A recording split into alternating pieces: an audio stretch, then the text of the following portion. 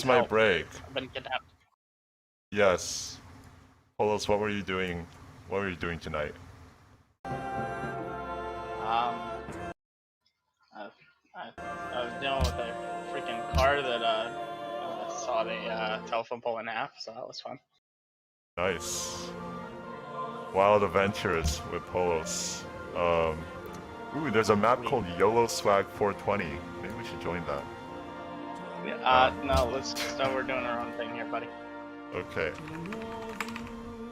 I don't know if you're seeing my screen, but how many city-states do you want? Do you care? 10. We'll do 10. 10. Okay. Map. Oh, there's a good map type. I think I like Pangea. Okay. Because we're on the same place. Map size small because we hate fun.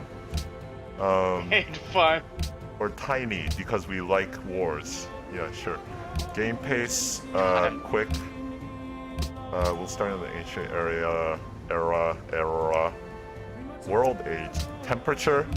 Sure. I guess I won't. So I feel like I need to preface this that if anyone is expecting pro gamer play, good luck. Good luck. You will be severely disappointed.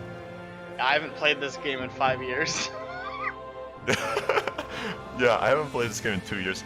Hey guys, I can't turn on super chats. I don't have enough subscribers to turn on membership. Subscribe and like. Follow. YouTube still. Shut up. YouTube thinks I'm still a spammer or something. So, enable turn timer. Nah, no. That's boring. No barbarians. No, I like barbarians. I need barbarians because I'm gonna play Germany. Oh, meet them. Oh, right. Quick combat. Yeah, quick combat is fine. Random personalities. No. I like Gandhi to just be hit there. host. Just host the game. Okay. Here. Okay. How do I invite you? So while we're sitting here, if anyone's got any kind of random questions about HoloRewind, do you wanna? Yeah. If I don't get any random questions, I'm literally just going to talk. Monologues. Yeah, monologues. So I am going to play Zulus. I'm trying to join. I forgot my strategy with the Zulus. I think the strategy was simply aggro everything. But we'll see how well that goes because I suck at combat in this game. Maybe I should play as a Japanese because why not? I don't know anything about the Japanese. Nippon desu. I don't know anything about the Japanese. I think I really like the Shoshones. Wow, it's been so long since I played this. You know what? Whatever. I'll go with the Zulus. Okay. How do I start? I can't see the start button. I'm attempting to try and load in the game. Oh, there you go. Wait. Where'd you go? We are pro. Come back in. I'm trying to. Okay. She did not come with translators in virtual live. Well, I don't know. What if Chima didn't call it a translator in Brazil? Oh, okay. Solemn, you're referring to CQA, huh? Yeah. So while Polos is trying to get back in, I'm gonna keep sending him invites, spam invites to him. Where'd you go? Thanks, buddy. Oh, there. I'm relaunching the game. Okay. I'll talk about CQA. So, if you watch the third podcast, wow, my model is completely misaligned, but that's fine. If you remember, what am I trying to say? Even if you remember the QA session, I think it was the third podcast. They were talking about how we had incessant levels of QA. I think Sheer also covered that.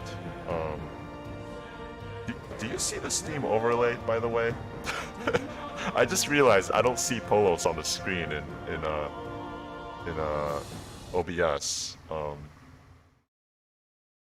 Do y'all see that? Anyways, you can answer in 5 seconds or however long YouTube takes to latency. I think Sheer talked about QA in his monologue as well about the QA, which I thought was great. But there's like 5 steps to QA that we had. CQA was my idea. I don't regret it. Well, okay, maybe I regret it, but essentially we were Overall, like, it was good. Like it was in good. the end, it was good. But like Yeah. at the moment, like Right. midway through, and we're like, oh god, this is taking forever. Ah.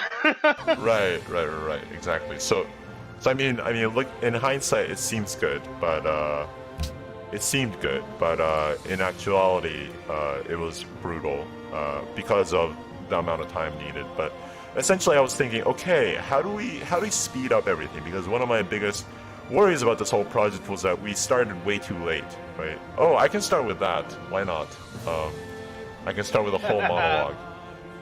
So I was, let's see, so apparently Ekimpolos didn't notice, but I joined the HoloLive, well at that time, Resistance translation group first before Aonahara.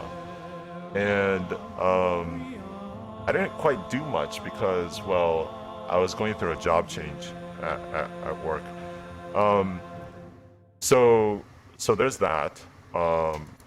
And I still wasn't that, I guess, what do you call it? That deep in the hole. And I thought I was going to be okay. You know, ask that. Let's add some AIs. Let's add some AIs. Okay. I can't super chat. It doesn't work. I can't super chat. I need more subscribers. So what was I saying? Right. So I joined. So I wasn't that interested in doing stuff like that. But then as I got more involved in Aonahara, especially after I became mod there, I think I definitely got more interested in just doing stuff in general. Oh right. Yeah, you might. Well, I'm not actually in the game. You're not? No, What happened? What happened? It just keeps giving me like trying to join sort of stuff. Oh my god, I remember dealing with this when I was playing multiplayer before. Hold on, let me try again. Let me try again. Technical difficulties, guys. Maybe we'll just do this for about an hour and a half. I don't know. Who knows? Pangea Plus, Tiny. Let's increase the city-states because we're crazy. Yes. Okay. See, the fun part about this is like it's not a DLC thing, because I've got all the DLC. Yeah. I don't. No. This happened before too when I was playing multiplayer with other people. So we'll see. My first mistake was thinking I'd be okay. Yeah, that's right. That is my first mistake. You are totally right. That was a mistake. But it's okay. Things will work out in the end. Did you get my invite? Yes, you did. Okay.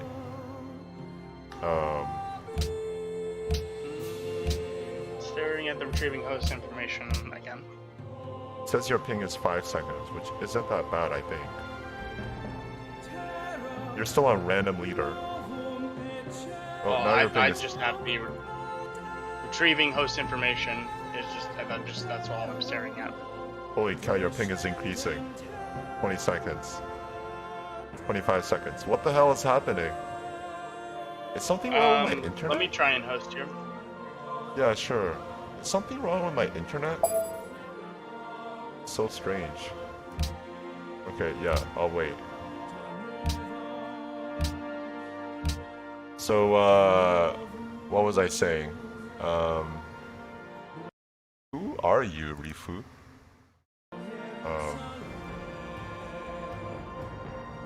Will you show your feet on Twitter too? No! What are you talking about? Why would I show my feet? Anyways. What was I saying? Right, so I wasn't that interested in doing stuff, but as I got involved more and more in Aonahara stuff, I thought, yeah, I should do something because honestly my passion is translating and I've been in a slump for way too long, so I thought might as well get involved. That's when I started actually like doing TLC stuff. Two Boomers tries to play Civ 5 while talking about HoloRewind. That's correct. Let me change the title to that if this happens. If this keeps on giving a problem. So I'm getting retrieving host information. That's true. For me. Yeah, that's true. It is a current VTuber trend. I think this might be a network issue. Do I need to port forward anything? I thought that was like an old thing. Shouldn't need to. Yeah, like you don't need to do that nowadays, hey, right? back out to the main menu. Hit escape and I'll kick you out of that. Sure. We're running the same build, so. Yeah, so... why the hell? Why? Oh my god, okay. Okay, hold on. Let me search it up on Google. Cannot play multiplayer on any Steam games.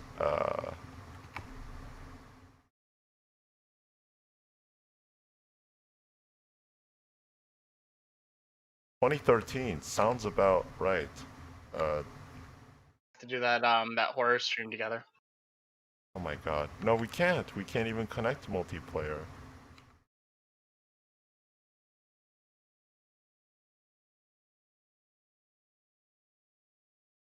Jesus Christ.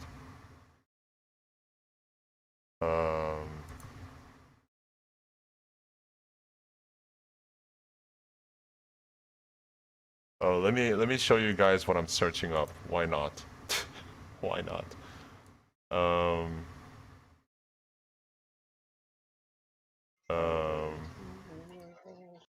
There you go. Do you see my screen? I think you see my screen. I'm literally searching up can't connect to any multiplayer games. Steam. This is top quality streaming, guys. It's not top quality. Yeah. Wow. Why is my dark mode breaking? Wow, my eyes hurt. Anyways, top tier quality. Yeah. Is it a firewall issue? I don't even know. It's probably a Civ 5 issue because. But I mean, we were having trouble with Tabletop Simulator too. So I'm okay. Let me try doing Civ 5 again. Or let me actually open up Windows Firewall and just change just explicitly tell Firewall to not Firewall Steam.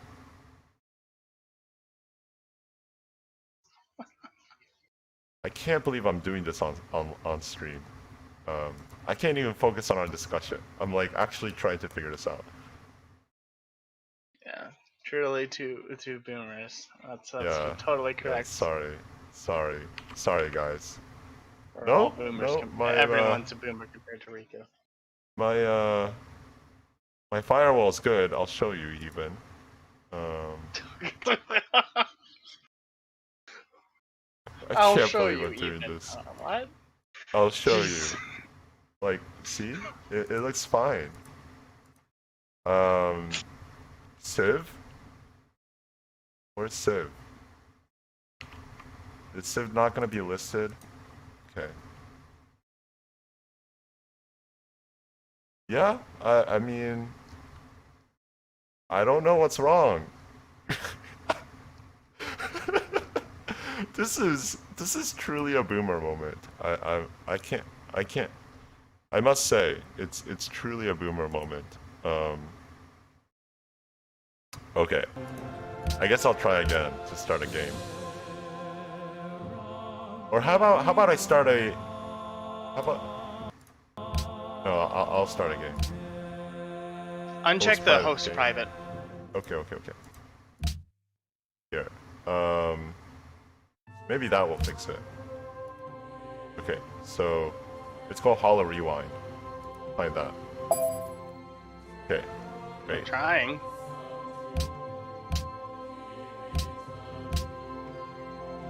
Did it work?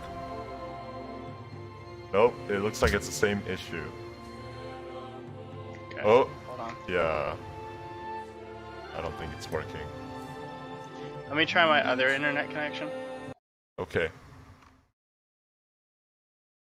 Can't play. Okay. Now I'm literally. Now I'm literally searching up.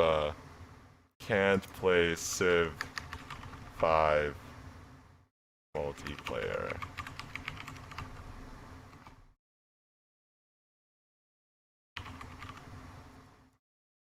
Why is my dark mode viewer thing breaking too? I don't understand. What is going on with my computer? Can it just not? Dying?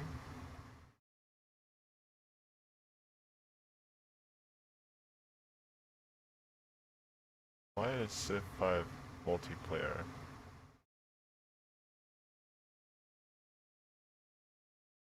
Hey Reddit, you gotta save me on these kind of things. Oh, there it is. Can't join multiplayer game, stuck on retrieving host info. I think this is really slow because I'm streaming and I'm using my model. That's probably why.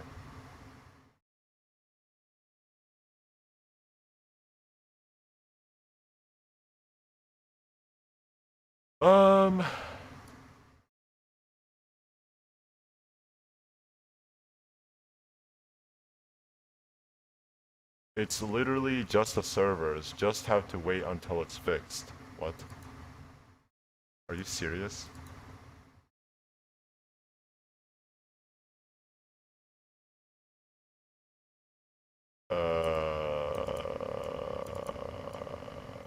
Firewall. What? Hello, I'm back. Hello. Oh, the fix that we've. Oh, Christ. I think I got it. Somebody on Reddit said the same thing. I just can't see it because my computer is actually being throttled hard.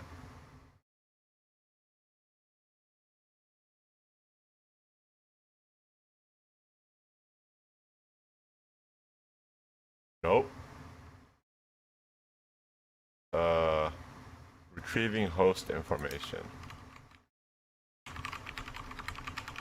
This is the worst stream ever. I hope nobody is watching this. Oh my god. What? What the hell? I didn't have this issue before. That's why I'm so, like, flabbergasted. That said, I have completely different internet and all that, so... Luna, you just pinged me about parsec. What is parsec? I don't even know if you're watching, Luna. Probably not. Oh my gosh. Look, it's Einstein.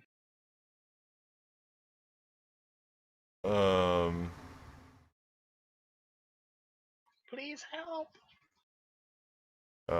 Try changing your Steam nickname and joining again. Often people get stuck at the retrieving host information screen because their Steam nickname is the same as somebody else already in the game. Try changing your Steam nickname and joining it. That's no way. No way that is the case. Okay. There's no way.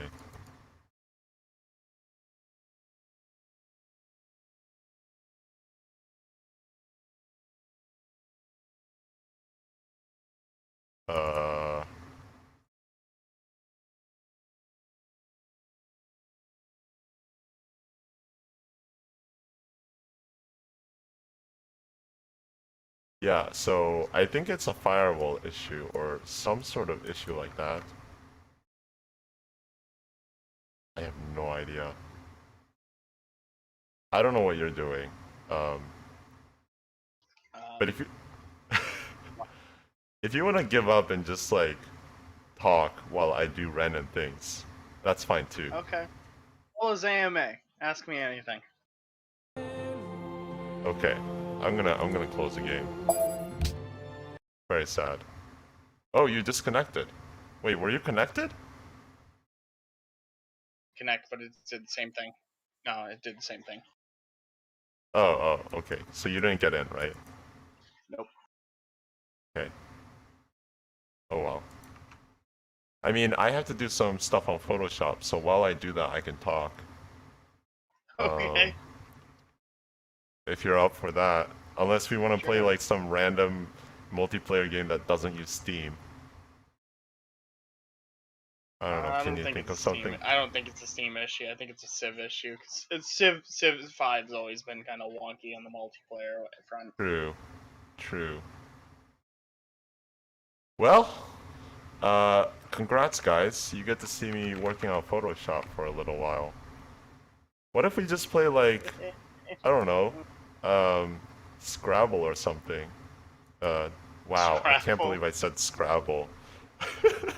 Isn't there like some online game that other people can join as well if they want to? Oh, Cards Against Humanity. Oh Oh, God. you know Cards Against Megukas? Play that. Oh God, that one. Yeah, I To play love that one. RuneScape. RuneScape? I haven't touched RuneScape in a decade, probably.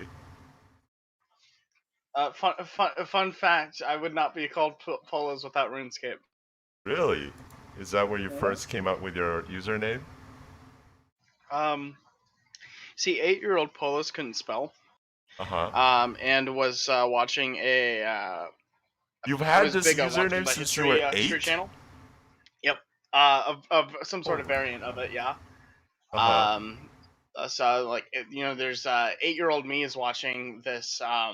documentary about like car crashes and like Uh-huh. the progression of like cars getting safer and that sort of stuff over the Uh-huh. years, and they were talking Uh-huh. about how they were dealing with all these fatal crashes into poles. At the time, I was trying to come up with a username because I forgot my password for RuneScape yet again. Need to make a new account, Uh-huh. and I was like Poles kill. There we go. Poles kill 32. Uh-huh. And then a year or two down the line, someone's like, "Oh, Polo skills." I was like, "Yes, Polo skills." That was totally what I was going for. I totally just can't spell poles. Um, and then basically from there it went to Polo's skills to Polo's elite, and then from Nice. 32 to 23, and then I Wow. dropped the elite and 23 off the end. This is some spicy background information about you. I love it. I'm just an idiot. Yeah, just idiot 8-year-old. But like literally, I have friends of mine on in real life call me Polos. So like That's the great. people I went to high school with call me Polo. Uh-huh. Yeah, anybody can So join. Why not? Let's play Cards Against Megukas. I love this game. Actually, there's a custom version that I used to play with some other buddies on the internet.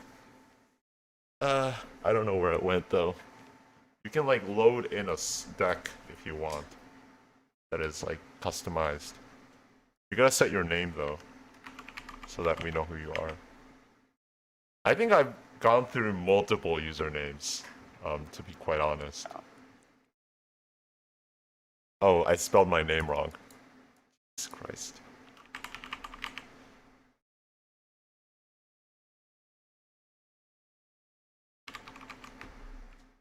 Okay. Um. Oh, there you are, Polos. Is anybody else joining? magical.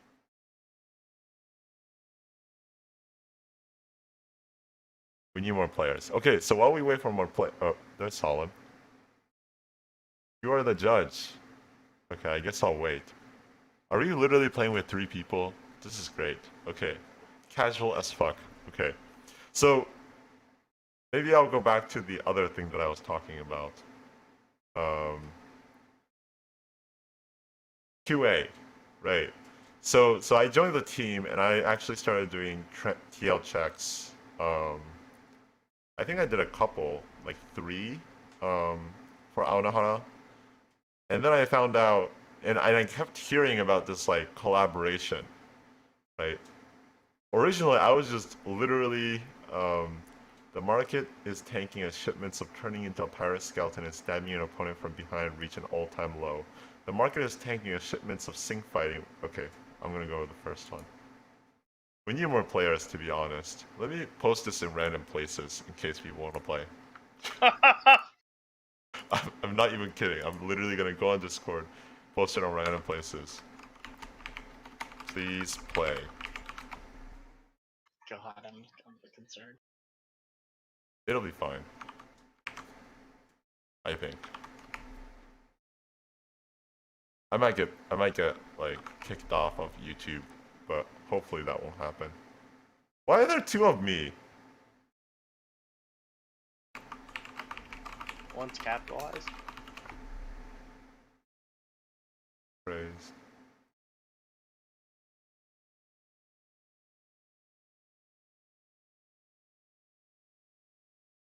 Okay, I'm still posting random places. I just got crappy cards. Yeah, me too, actually.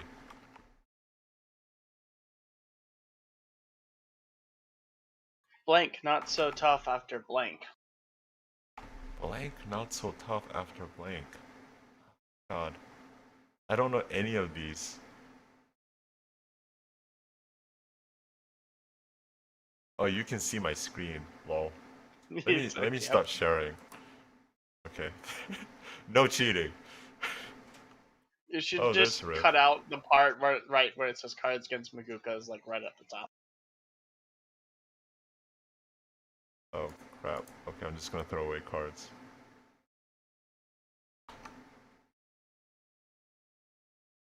I guess you could still watch my stream and find out what I have.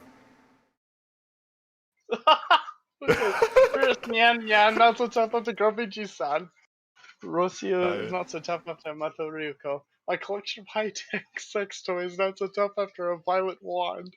I like the Giant last naked one. Ray not so tough after I like that one. I like that one. That's a good one. The both of those two are good. I'm actually gonna go with that one. Oh, I'm the judge. You know what that means?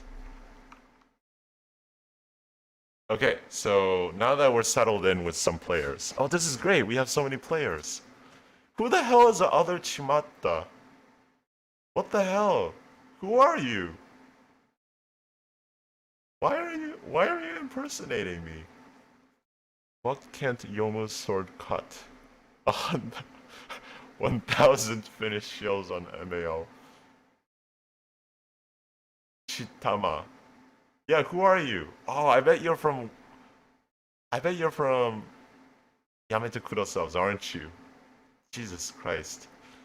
I don't know. Hey, Luna. Okay, what would QB find morally reprehensible?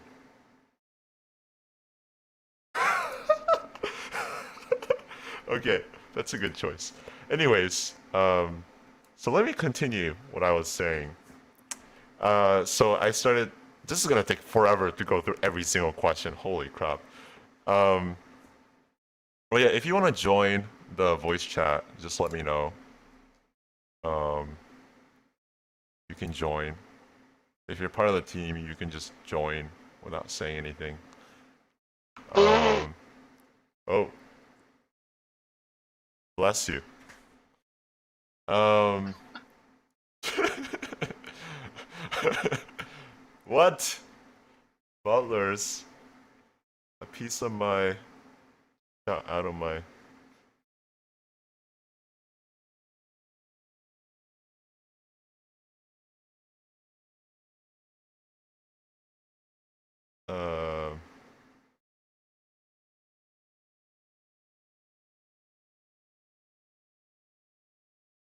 I don't know.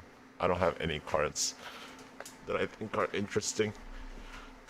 Um, so yeah, so I heard about this like random collaboration that was going on between what Hololive uh at that time I think it was still Resistance subs and Aonahara. I was like, oh, that's kind of interesting because I was on both. I actually deliberately didn't get involved because I didn't want to get involved. Um, I think there was one time when there was some like voice chat happening, like a meeting happening in Aonahara, and I just randomly joined it because I decided to. Um,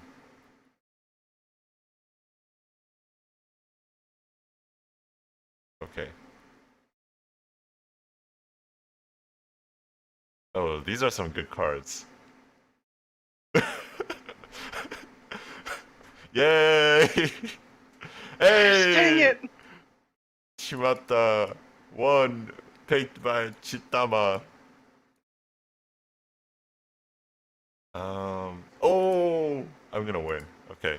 So I was like, oh, let's join the voice chat. Why not? Let's see what they're talking about. And it's just chaos. I remember Trace was like, what are we actually going to do here? I was like, what the heck is happening? They're like, oh yeah, we're trying to find clips. So they have this. I don't know if you remember Polos, but there was this like big spreadsheet that was essentially vandalized with all of these like clip Yep, suggestions. Do you remember that? yep, Okay, let me yep. see if I can find it and show it on stream. Actually, that would be great. There was this like. Okay, I need to pick cards. Um.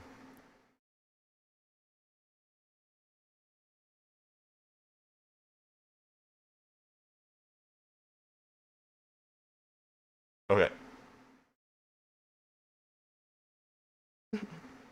USO is in charge of pretending to be retarded. Let's go with that. Please pick that.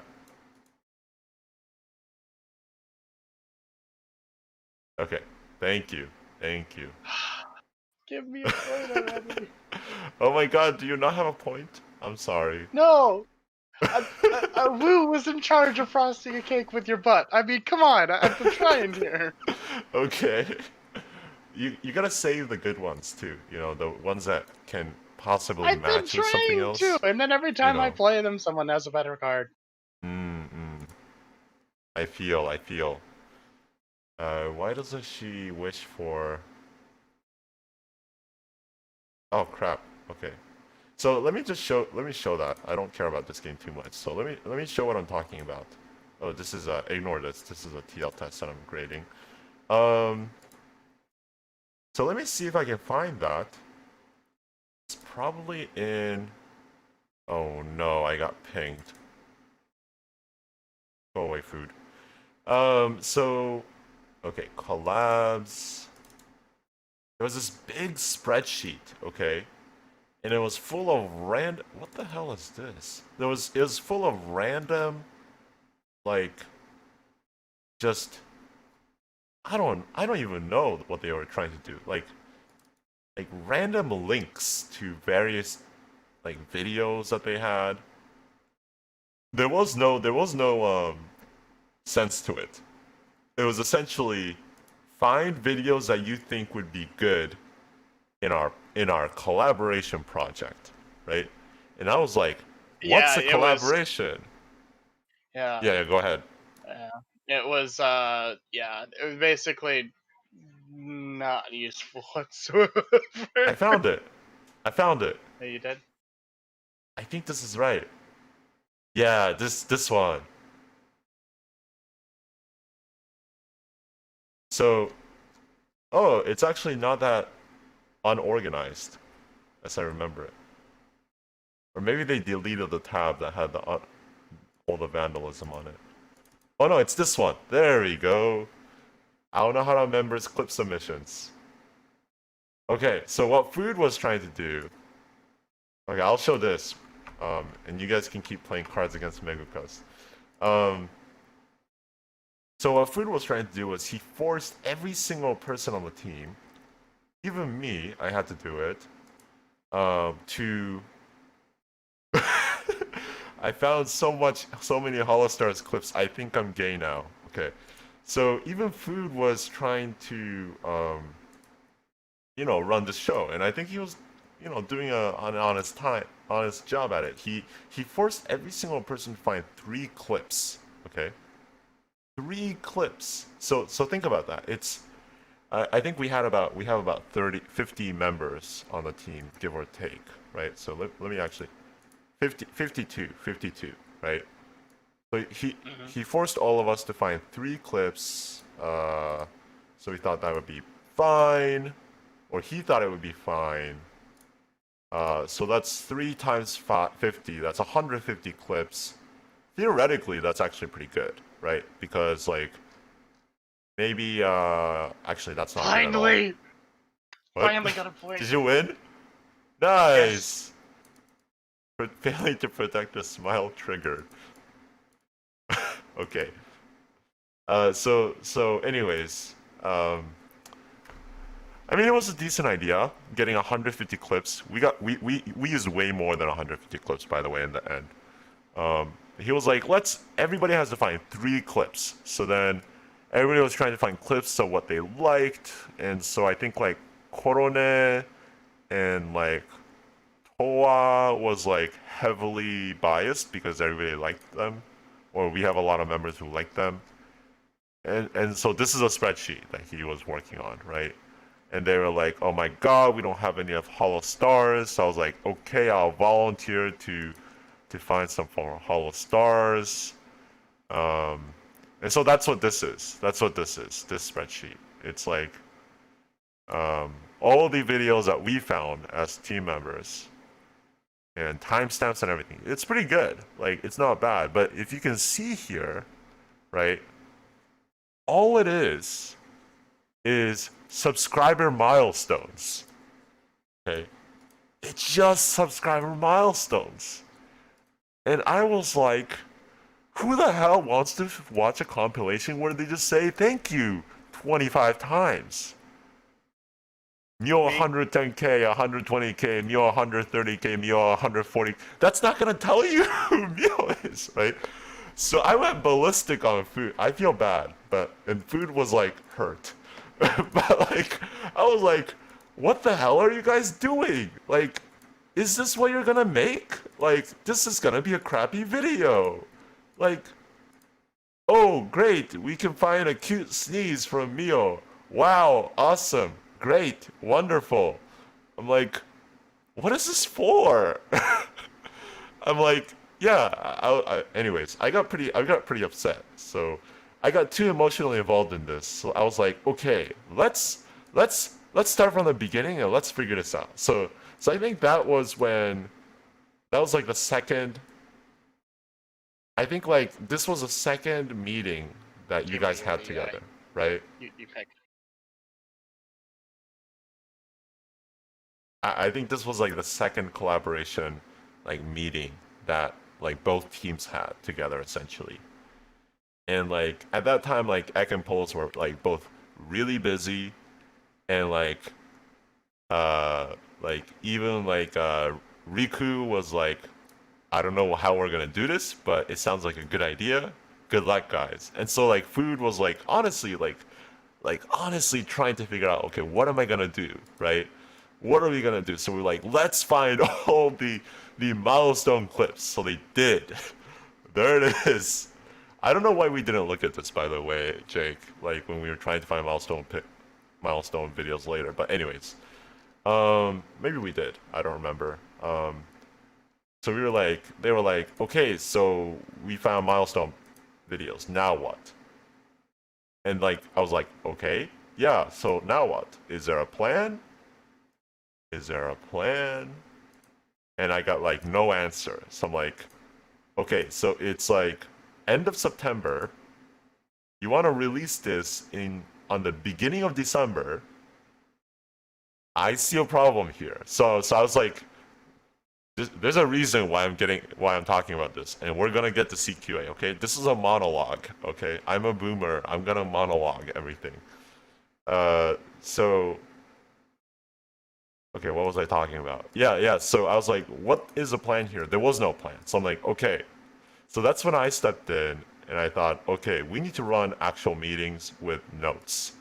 Um, so we made this. Where is it?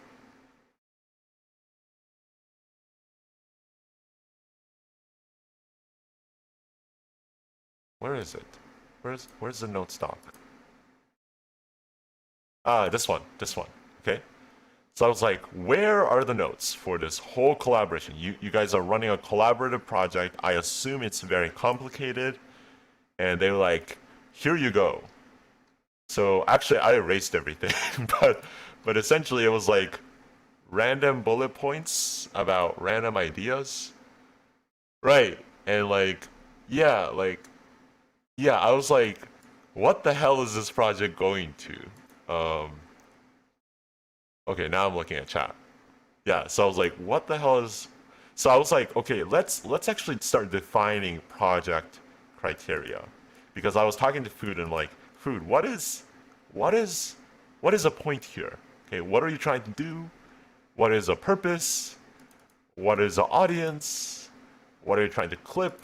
And he was like, I don't know, and that's why I got pretty pissed because I was like, holy crap, I have my work cut out for me.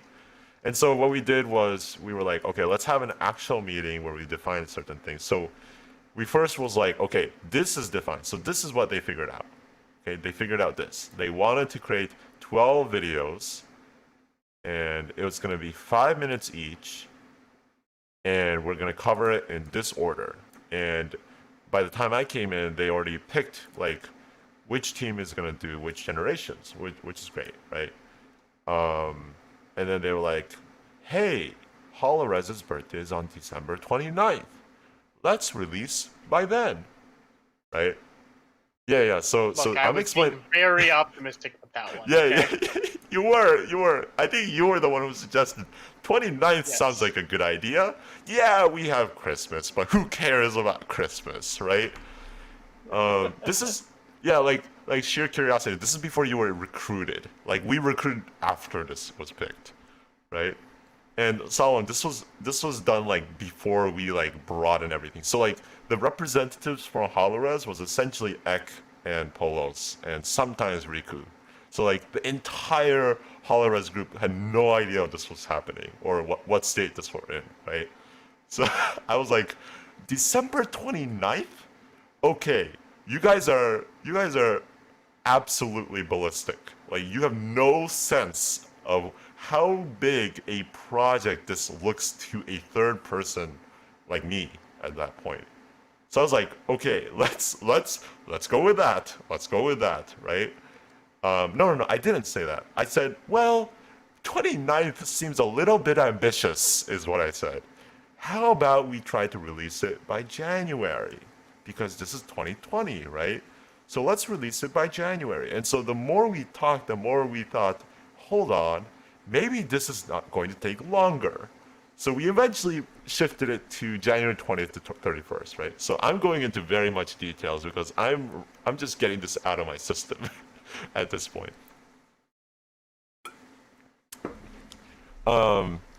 So then we wrote this, which is I sat everybody down and I thought, okay, if you want to release on the 31st, how about we work backwards and figure out how much time we need, okay?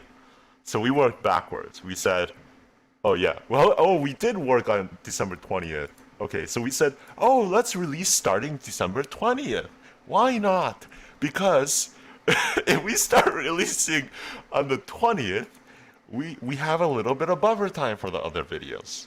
You guys all know how well that went. So we're like, okay, so if we're gonna release on the 20th, let's find out when we need to start. Okay, that's literally what I told them. So I was like, okay, Food, and like a whole bunch of other people were there, right? So we're like, okay, team, let's see what's realistic. Okay, so from the beginning we were like, Jake remembers this. From the beginning we were like, okay, let's be ambitious but realistic, right? We can okay, so I'm gonna change the text that's appearing on stream to HoloRewind rant. Okay, also you can play cards. Okay, so we were like, let's be realistic. I don't even know if the game is still going on, but let's be realistic but ambitious. Okay, so we need 7 days of buffer time. So let's say we're gonna finish everything by December 13th. You already know how well that would have worked. So cross-check QA. So cross-check QA was an idea that I think Riku came up with, which wasn't a bad idea. It crumbled in the end, but it was intentioned to happen until probably around January, end of January, I think. So we were like, okay, 7 days to check each other. So cross-check QA was this idea of how about Aonohara people like check Hololive Resistance's videos, and Hololive Resistance checks Aonohara's videos, right? Because we have our own set of QAs. We should check each other. We have our own QA system as well, right? At this point, we were still thinking, oh yeah, we have each of our systems, right? We'll just let each other do our thing. That didn't last long. Okay, so cross-check QA is 7 days, internal QA 9 days, and I still remember sheer precision was like 9 days. That seems a little bit ambitious, guys. Okay, but we were like, no, let's do it because we know we don't have a lot of time and it's ambitious, so let's try for 9 days, right? I still remember Eon was like, we only need 2 weeks for editing. And I was like, bruh, I don't know how editing for HoloRewind or HoloLive videos works. VTuber videos work. But I have video editing experience, and 2 weeks is quite ambitious. And he's like, no, it'll be fine. You know, we each have a generation each. We'll be able to edit in 2 weeks. So he was like 14 days, right? That's why it says here, Eon, with this many editors, fairly confident we can edit in 2 weeks. Okay. So I was like, no, let's give them 4 more days. So we're like, okay, 4 more days, 18 days, right? Subbing 15 days. Honestly, I think we were all like, oh yeah, that seems doable. Proofreaders 4 days. I was like, yeah, that's gonna be hard. But yeah, let's try it. Why? Because translators need a lot of time, 23 days, right? And then 4 days for TLC. Ha ha ha. Okay. This was also thought about because we thought there would be some overlap, right? Where like, you know, some things are still being translated while some things are already being translation checked, while some things might be on proofreading, and maybe there's like some videos that start subbing before other videos and so on and so forth. I mean, that's how it went in the end too. But we were kind of thinking about it in that way. So we thought, okay, we can be a little bit ambitious. Directors have 10 days to finalize a clip order, and then clippers have 10 days. So these are like the absolute quickest that we can start, right? Reminder that we were having this meeting in the middle of October, okay? Or the beginning of October, I believe, right? This was when I came in, like very beginning of October. And then we found out we should have started in September 1st. So then that's why I was like, well, here we go. You know. So that's what happened. I was like, yeah, this isn't gonna work. Okay. So what we did was, yeah, there we go, October 17th, right? So we were like, let's start in 3 days or something like that. So we were like, okay, let's have a more realistic schedule. And so we took this, and then we thought, what can we fudge? And then what do we want to change the date to, the end date, right? So we're like, okay, let's fudge it a little bit. And we can finish this on January 20th, right? So January 20th sounds like a good idea because we have 12 videos. So by that end, it'll be January 31st. And then it'll be, the end of January. We thought, okay, it's a rewind for 2020.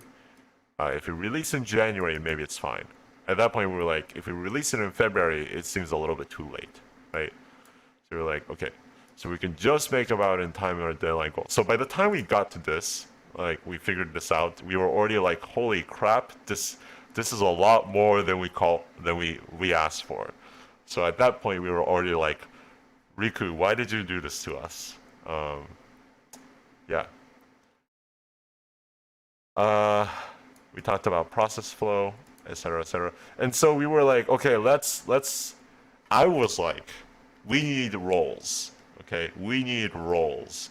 So they were like, everybody else was like, yeah, we'll have directors, right? And food was literally going to be like, I'm gonna select random people to be our directors. And I was like, hell nah, dude. So we defined some specific criteria for directors. The directors have to be have to understand the source content, have to understand the source language, or else you can't figure out what order to put things in before they are translated, right? We're not going to translate random stuff and then direct because that makes no sense. So that basically finalized it to like Japanese speakers, Chinese speakers, and Indonesian speakers. MLG volunteered himself. I still remember. MLG volunteered himself because he was like, nobody else knows Chinese, which apparently is still the case, except for like Mordem, I think. Nobody else can read Chinese. I mean, yeah. And then Solomon, he didn't volunteer himself. We just volunteered him. So, yeah. And then the other directors, I think, volunteered themselves. Less because, holy cow. And then the producers, yeah, we volunteered ourselves. And yeah, so some of the roles, like how are these going to happen, were being done. So like by this time, subtitlers already made some like a talked between each team and figured out like what styling to use and what rules they're gonna follow and stuff like that. And that ended up becoming basically a subtitle subbing guide that Riku made. And the thumbnailers also like figured out like pretty early on like what are they gonna do. Translators didn't, so that's why it says translators figured out internally, and then editors. I love how we just said let them loose like hyenas. They will do what editors do. Yeah, that didn't really last long. QAs. It was supposed to be the same process as usual. And then we were going to have weekly checkup meetings to make sure we're on progress. Yeah, it became a lot more bigger. Yeah, I mean, this did happen. We did have weekly meetings. I know. I forced directors to have meetings at like 4 a.m. Yeah, your it's time. 3 a.m. I remember it was like 3 a.m. every night, and like if like you like weren't able to like keep the meeting on schedule, like I would have like 3 hours of sleep. Yeah. Like stay. Right. So I basically sent the directors and the producers to start having meetings. So by the time we started like figuring this out, this schedule out, this is when like Polos and I were like, holy crap, we need more help. And so I still remember you guys had the meeting, right? Like you called a meeting for Hall Live Resistance at that time, and like that's when like I think Sheer Curiosity joined, and like Minsu joined. No, I don't think they even were in the meeting. I think it was afterwards. But like basically we were like, who's on hiatus? Who's active? If you're active, you all need to work. So like John joined, and John was forced to be an editor, and like that's when like all the Indonesian people joined, and like Skyly, who I found out was like 14, was like, you're doing Holo ID, and yeah, so that kind of happened. Prodicio was great because I still remember like we were like, is he gonna be okay? But he ended up doing tons of translation, and you know if you're watching this, I think you did great. yeah, that was when like respect was like, holy crap, we're gonna get a lot of work done. Are we actually going to do this? Um, yeah. So that's what happened.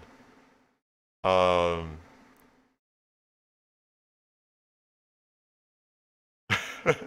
yeah. So I'm gonna stop talking now and ranting. I'm gonna go back to the original question, which is QA. Um, so QA, QA, QA, QA. HoloRewind QA. So, you know, oh yeah, we made this banner. I still remember. That's when I started talking to Luna for the first time. I was like, Luna, can you make us a banner? And we were like, yeah. And then we got a banner. I still don't remember who made this banner. I was like driving when you guys were talking about the banner. I still remember Luna. this. Yeah, Luna made this, Luna. right? Yeah, I Yeah, still I remember. literally, Mhm, so like Tara made a like a mock-up, and then mhm. we needed some other stuff for it. And we needed someone to MMD Sora together, and Luna was like, I don't know how to use MMD, but I'll figure it out. Oh yeah, yeah, yeah. and That's and right. and clutched it together. Yeah, yeah, yeah. And then we kind of put that together between I think it was Terra and I think it was Terra and Luna put it together between the two of them.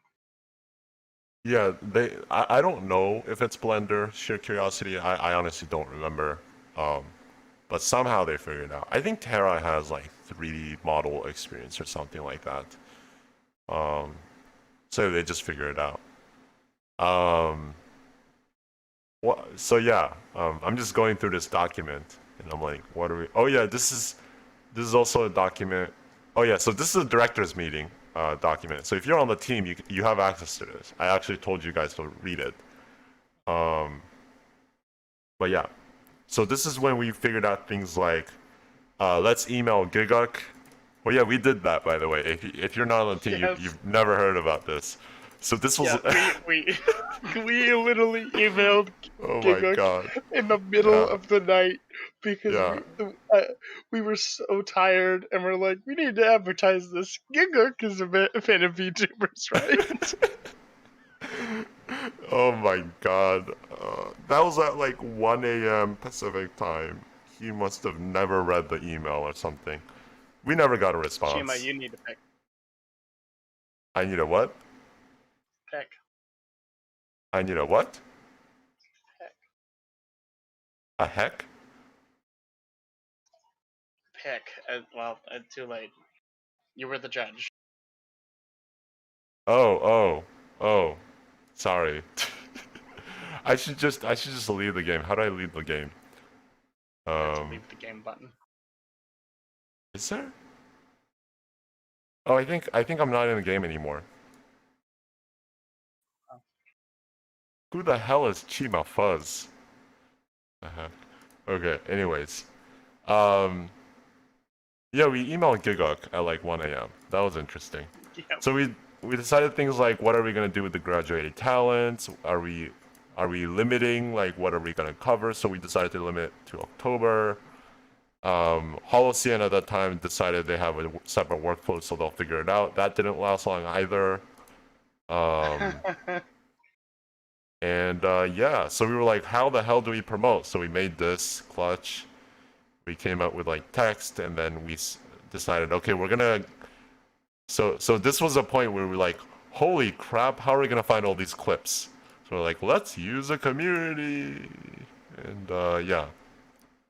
So that's what that happened. So we were like, okay, what's the tone and the style? So I was like, I demand to know what kind of clips we want, like real clips. So this is where we figured this out.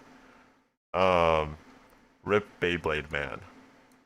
Oh yeah, our original idea was to have an oopsie whoopsie in the video.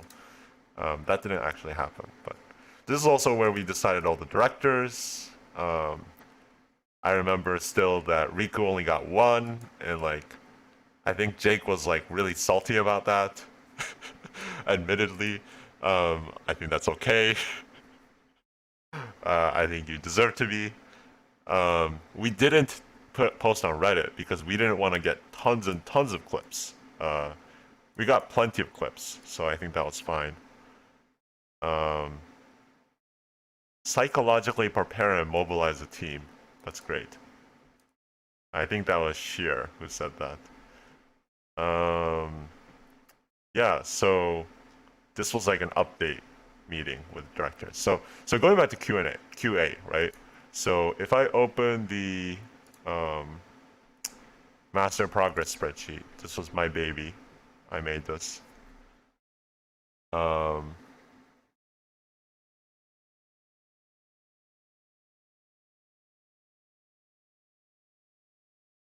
Yeah, the power to ping at everyone is great. I don't know, even if you're not usually power hungry, it's just something about it makes you really happy. Yeah. So the master progress spreadsheet was made, and we were like, okay, so QA. So it even says here cross QA, right? So we were planning to have cross QA here, and all that. I'm gonna move the chat up here. Yeah, that was a plan, but what ended up happening was everything was delayed, right? So by the time we got to editing, actually TL and proofreading actually went according to plan. Subbing is where things started getting like slowed down. Like I still remember, Riku was working his ass off to like get everything reviewed. He was so fast.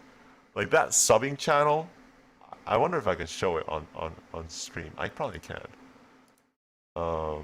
Where is Discord? Oops, that's not right.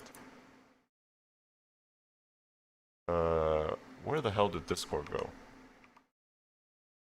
There it is. Okay. Why can't I? There it is. Okay. Give me just a second. I know what I'm doing.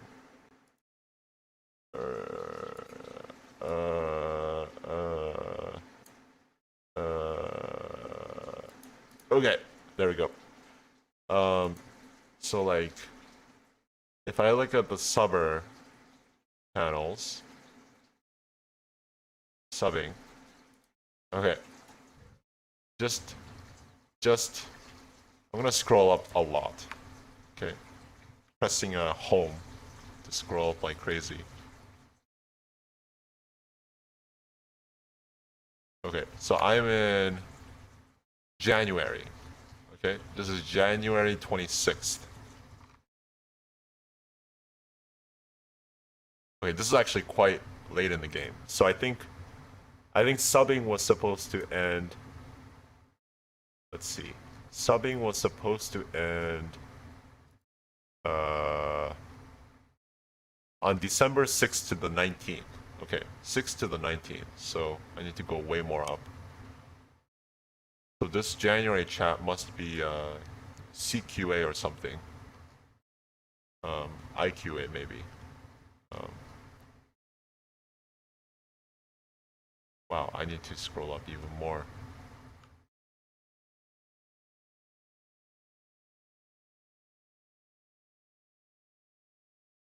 This is CQA. Holy cow. Oh no. Oh no. It's CQA. Okay, there we go. We are done, he says. Okay. There's Riku saying we are done. All that's left is CQA. Little did he know that we'll have CQA and IQA and XQA and PQA after this. Okay, I had to scroll up tons to get here. But but the thing is, Riku did a hell of a lot of work by this time. So what he did, now I can show it, now that we came to the end, is every time somebody said they're ready, as in they're finished with their subs, he basically checked all of their clips by himself, alone. So, okay.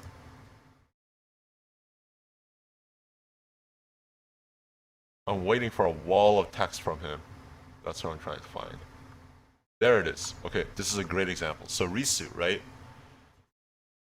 Um, okay. So clip one, lead in, too much lead in, separate, blah blah blah, line break, lead this to the editors, create a text effect, remove, blah blah blah, blah blah blah. He basically did his own QA for subs, right? So that's one set of QAs, right? So because he did this for every single talent, as soon as he could, for like 2 weeks straight, he just did this, like every single day. That's why he like died afterwards. And in the end, that still wasn't enough time to finish subbing. Like subbing delayed. And so like I think subbing was still going on a week in. And I remember calling a director's meeting being like, okay, we need to talk about this because subbing was supposed to end a week ago. And I think at that point there were some translations still lagging behind, right? So that was also a problem because like Estelle and um, what was it? Estelle and Izuru was lagging behind because Reina unfortunately went MIA at that point, and so we had to reassign translators and stuff. But other than that, subbing was done, and like by December 17th, I think it was, like subbing was all done essentially, except for like two or three people.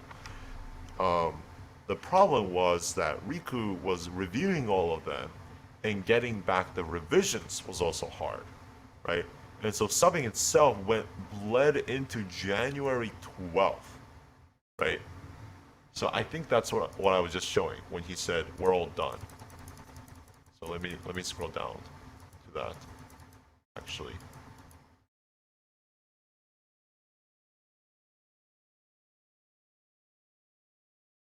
I think CN was taking a while to sub. So we ended up getting more people outside of the CN team. So this was January 12th. Okay, it wasn't that bad. So let me show. So this was January 12th when he said we are done, right? But that's like into QA time. So at that point I was already like, okay, we need to reconsider what we're gonna do, right? Um, so we had a meeting and we were like, okay, editors, are they ready?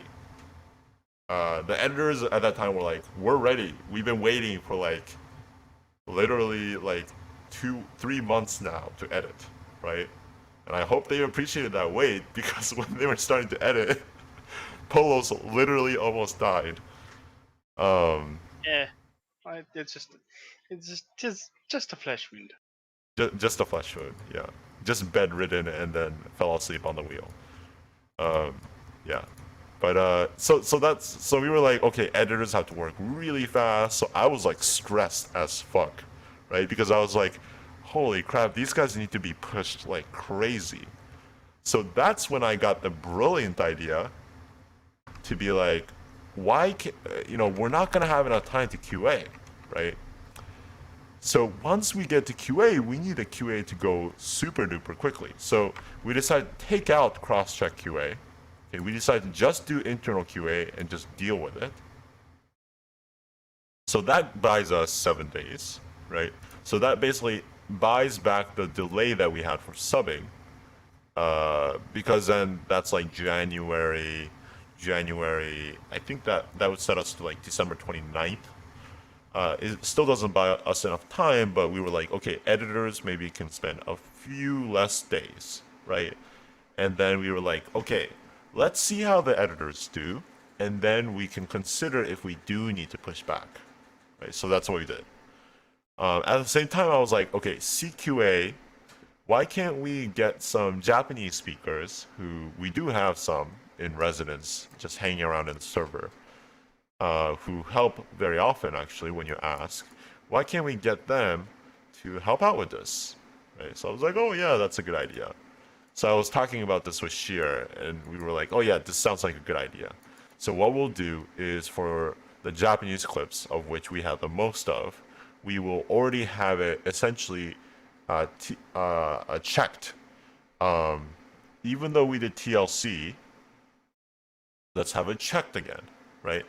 And the reason why we do that is because usually during QA, they will also check the language, right? And we couldn't do that. We couldn't do that because we just didn't have enough time. So we wanted to make the QA job as quickly as possible. And so we did. We called it Community QA. We made a channel. I can show the channel because not everybody saw this channel. Oh, I wasn't even showing my display, so sorry. I realized I was just showing Discord. So I was talking about this. So we took away cross-check QA, and we decided to do internal QA, but we were like, okay, this needs to be really quick, so let's introduce community QA ahead of time. So we made this channel called Community QA. And the first comment that was posted there was, let's see. Oh wait, it's not this one. It's not this one. This was made a little bit later. In JP channels. There we go. Translators in Brazil. Okay. Translators in Brazil. Let me scroll up. This is amazing, by the way. These aren't even team members. These are just literally random people on our server who are very helpful. Some of them were our team members.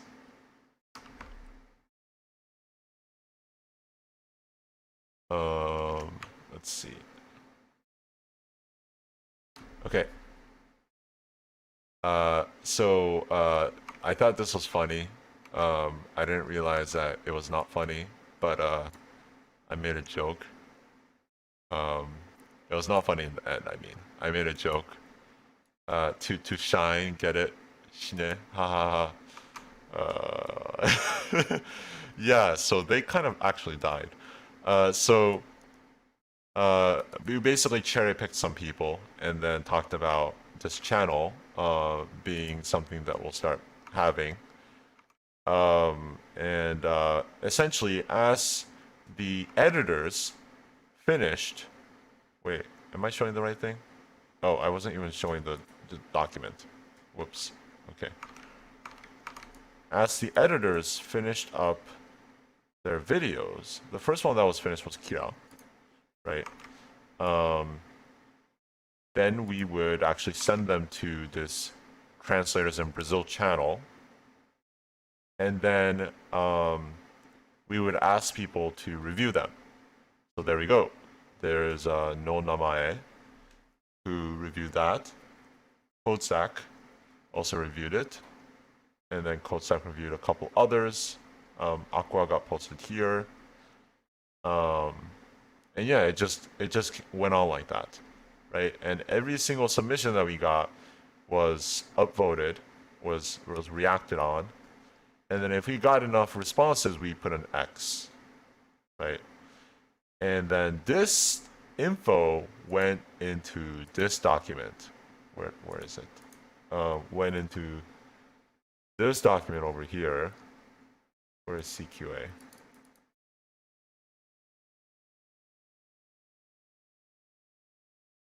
There it is. Note that, know how long this will take to load. Let me,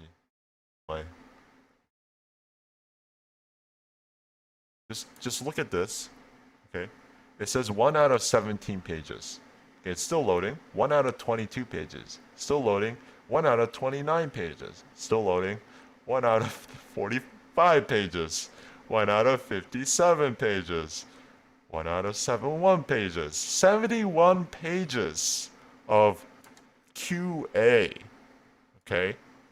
So basically, we took all the, for example, Kira, right? We took all the comments that people made, that these Japanese speakers or Japanese fluent people made, and then we basically put them in here. We did it manually because Sheer and Ek at that time was essentially taking all the comments, and then if they disagreed with it, they didn't include it in here. If they did agree with it, so for example, right, this is what it looks like. If they did agree with it, then they did put it here, and then they highlighted it according to if it's a subword change or if it's a translation check, or it's a proofreading thing or an editing thing that needs to be done. That's essentially what we did. So Ek and Sheer was doing this, one at a time. Holy cow, what is this? Izuru? Holy cow. Okay, well, it was a lot. It was a lot. Um, what we didn't realize was that this very quickly became a problem of actually there's more than just TL. There's like there's like subbing errors, there's like editing issues that people started noticing for this. And so we're like, oh yeah, well, we should all take all that in because that's great feedback, right? We should make that change. We should make that change earlier than later, right? So we made this change, and then the editors is pinged as well as the subbers or the proofreaders or the translators, and they have to redo things, right? Which is usually what happens for QA, right? So what happens is, um, I'm explaining this to anybody who's not on the team, although I don't know who else is watching, but um, essentially, let's say Mintsu has Kira, right? So Mintsu gets a ping, Sparkles gets a ping, and then I think I got a ping because I was TLC, and Respect got a ping, right? And it's essentially like, go check this community QA document. And that's what the community QA channel is for. So in the community QA channel, we basically, well, originally we were doing this in like the general collaboration channel, which was here. But then the community QA channel was created because we just couldn't keep up. It was so many things that we just couldn't keep up. So we started doing this, where it says, some talent has cleared CQA. Make sure to cross out and highlight. Use this channel to ping the editor when you've implemented changes. So this essentially means that the subber at this point has to make changes and then cross it out and then tell the editor, which isn't that hard, but sometimes it takes a long time. You can see a noticeable lack of translators and proofreaders because very, very quickly for community QA, we realized, okay, if we try to retranslate and if we try to proofread retranslations, it's just going to take forever.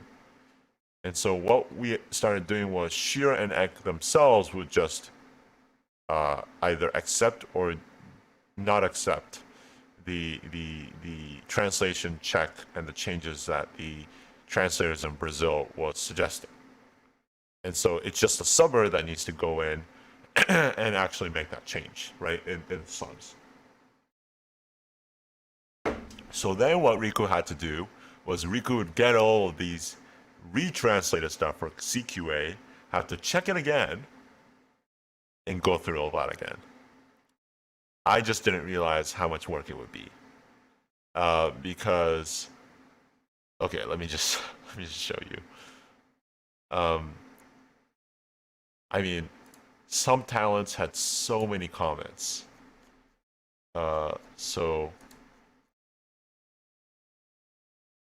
we had to check everything manually, right? Like this is not a simple check. Lami, right? That's 3 sections for Lami, right? I mean, this is great that we're capturing it early, but it's a lot.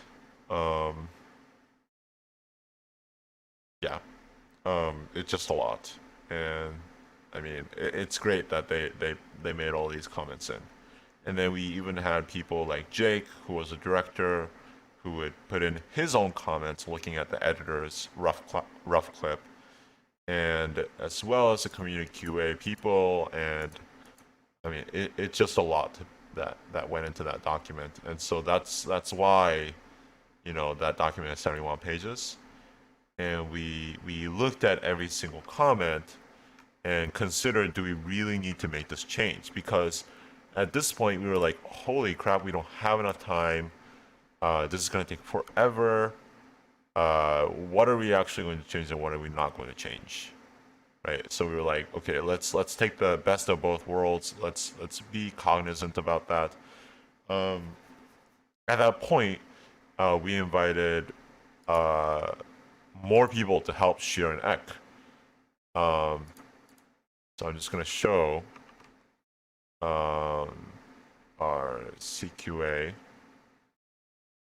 channel that we had. It was just a it was just a it was a group chat. That's what I'm trying to say. Sorry, Polos. I'm just monologuing here. I don't even know if you're still awake. I'm probably still awake. What are you doing?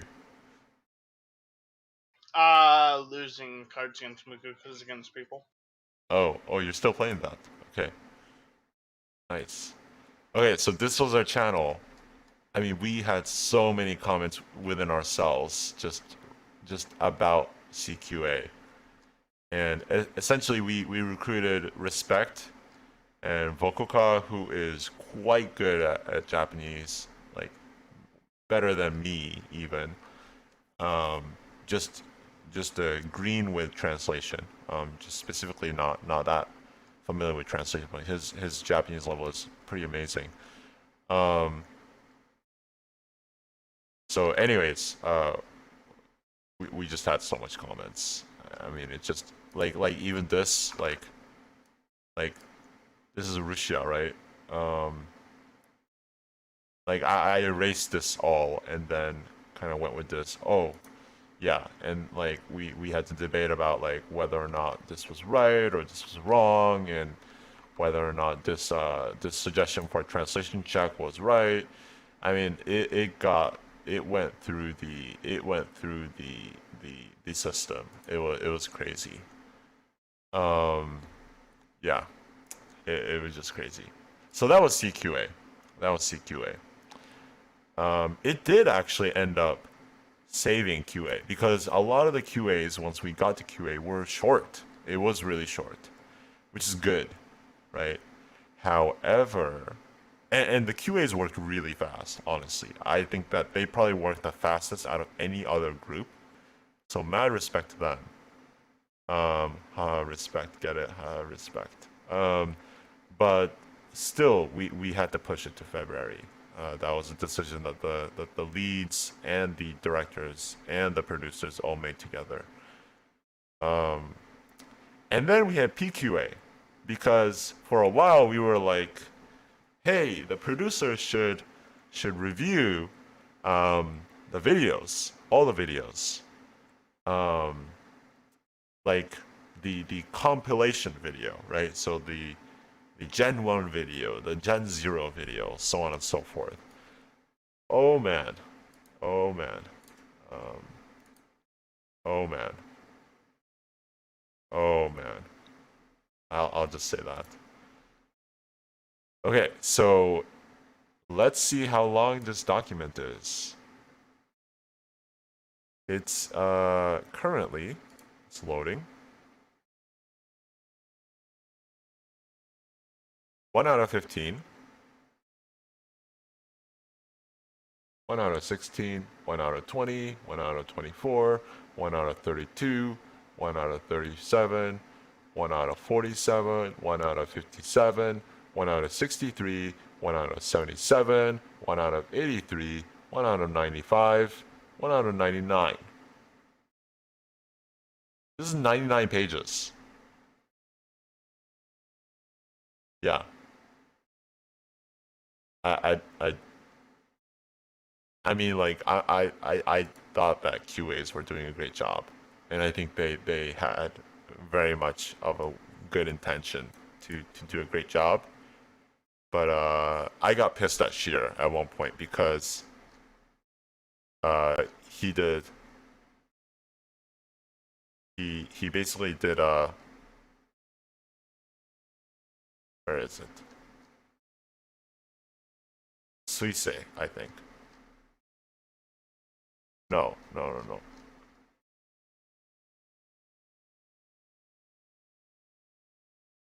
I think he did this.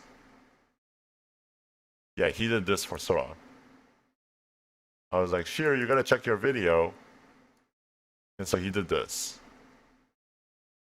So I was like, Sheer, we're behind. We're behind schedule. Do you really have to put all this in? So then he was like, you should watch it. And so I did. I took some out because I thought it wasn't worth it. This is the end. This is a final list, right? Oh, I guess this is Roboco. Okay, so I did Sora. Okay, I did Sora, and I found these. Okay, and he did Roboco, and he found these. And this list was about twice as long before when Sheer did it, and I was like, we don't have time for this. So I was like, okay, I'll look at it, and I kept all of these in. I mean, these are simple edits. All of them are simple edits, right? So subs blinked. You didn't replace it with a new one. You know, you didn't replace this. You know, it's not that hard, but like it takes a long time to review all of this. And we had to do this for every single talent. Oh my god. It was I mean they were all legitimate. They were all legitimate fixes. Like honestly, like and I was not nitpicking. Like there was a lot of stuff that I took out that I marked red because I was like this is not worth changing. But by the time we got to Gen 2, right? Honestly, um I was like done. So like the comments started getting a little bit more sloppy. Um but it was still like a lot. Like this is Gen 3. Like we didn't even divide by talents. I think I set up a like template at one point, which we should have probably done earlier, which is like already saying which clips are we're talking about because the clip numbers and the actual clip order is not always the same, which was a big headache because when people looked at the compilation video for subbing, it's not the same duration as the talent videos, right? Because for each talent, there's like a 5-minute video, but then the compilation video is like, is this starting to sound as like I'm insane? The compilation video is like 25 minutes, so your talent may be like 20 to 25 minutes, you know, in the timestamp, but like your clip that the subber deals with is 1 to 5 minutes, right? So the timestamps don't match, and so that was annoying to deal with. So I'm like, I started putting clip numbers here, indicating in the compilation what's a timestamp, because then they can refer to the clip numbers because that's how they named the clips, right? So that's what this was happening, and then like we would write all these comments down, and then the people would come in and try to deal with them, but then like they sometimes would say like they can't do it. So for example, I think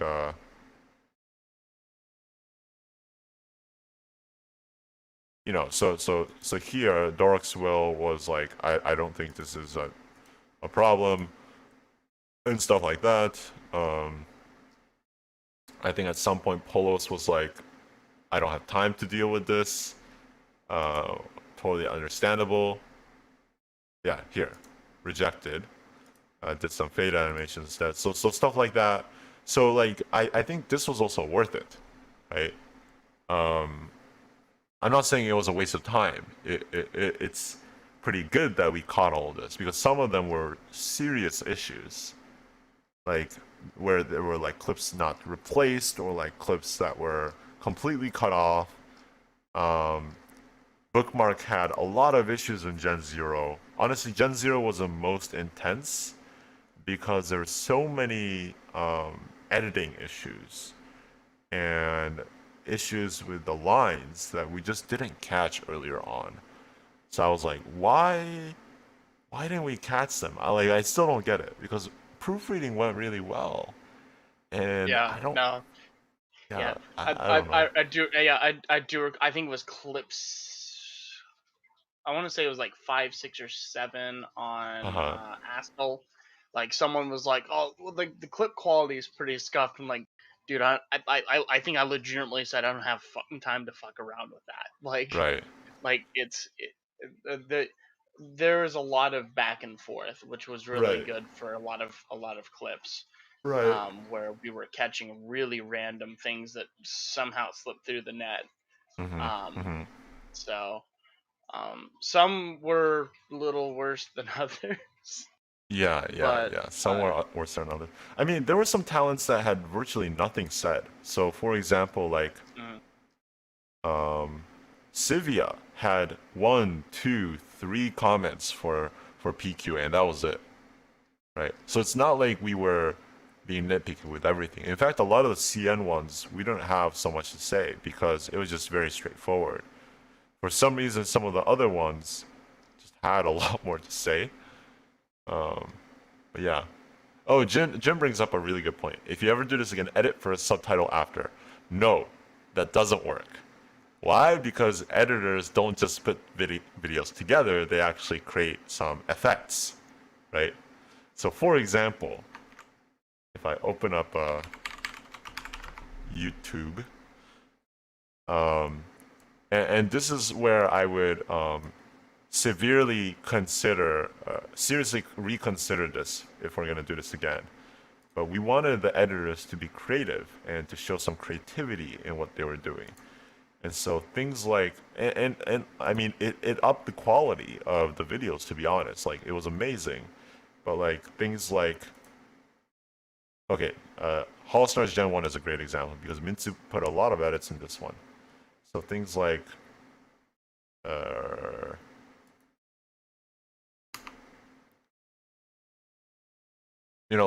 like this, right? That's an editing thing, right?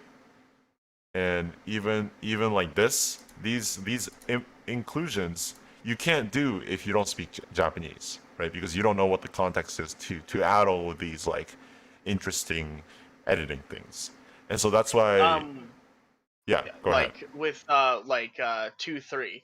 So if you go into Holostars 2, 3 in Shein, is a good example of this, where I actually would not have done the edit that I did without without the video being subtitled for.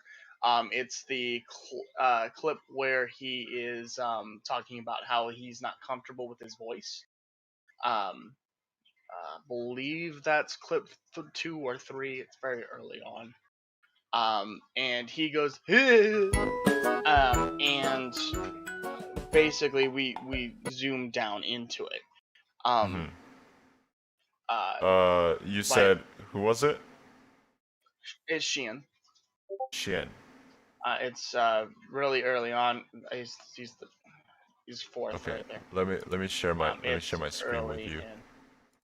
Are you watching the stream or? Uh, both.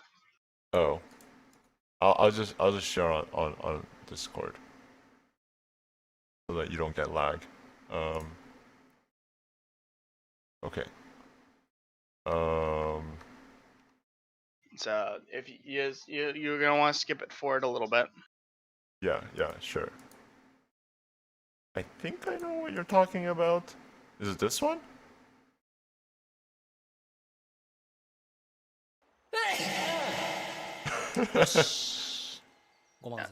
If you just right here, Oh, okay. you'll see him.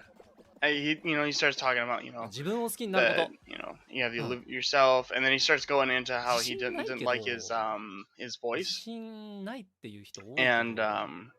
they put a text a nice text edit in with things right here. Oh, I see that. That, right? Like I wouldn't have done any of that if the text hadn't been done like that. Hmm. And Jin, yeah, sure, I can.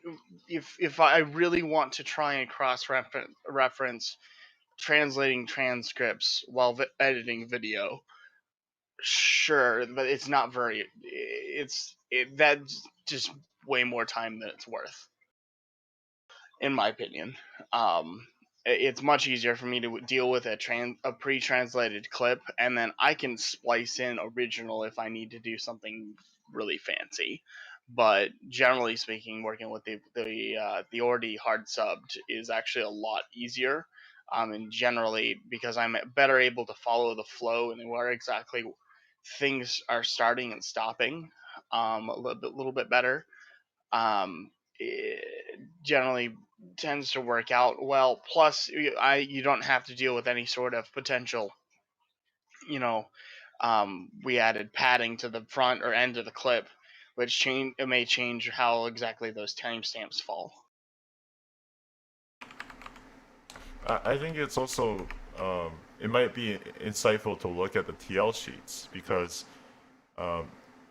there's a specific way that we cut these clips, and then there's a specific way that we even like came up with the timestamps to make the most sense, right? So and like all of that is contributing to why we have editing here, right? After subbing, because so if I go to if I use Shin as an example, um,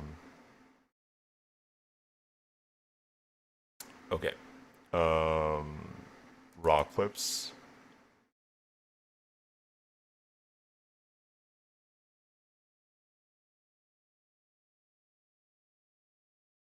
Polos, do you remember any with the black like Uh, gaps?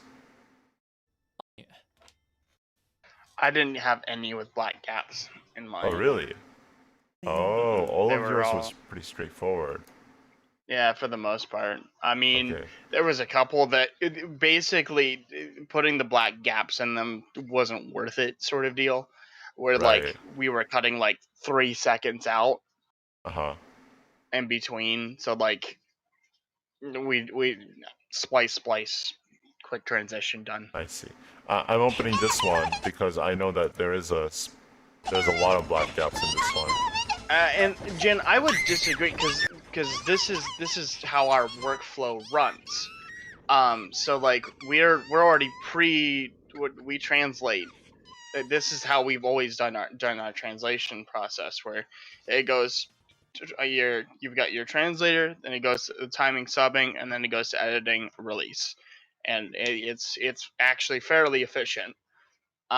It's just you're just changing when as far as we would be concerned, you're just changing whether or not you're doing your subtitling before editing or after editing.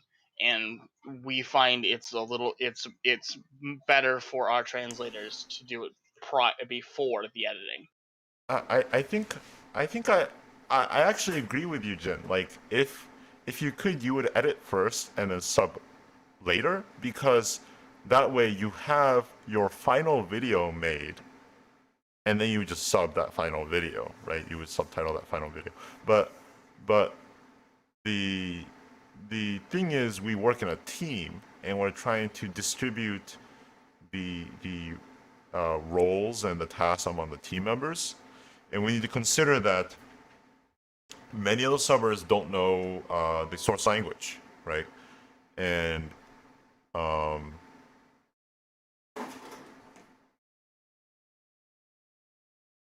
oh yeah, we put timestamps so that they're actually timestamping the right speech, right? Because they don't actually know a lot of the subbers. Some subbers do know, and it actually does help, and it saves a lot of time. But some subbers also don't know, and so they have subbed in the past like the wrong parts, right? So that's something that also gets brought up in QC, QA, I mean. So that's one aspect. So about the rough draft version of video with just a clip stitched together that the translators can add subtitles on, so that editors can get that context. We actually tried that. So we did that with Subaru, So I think it's still in here. Where'd it go?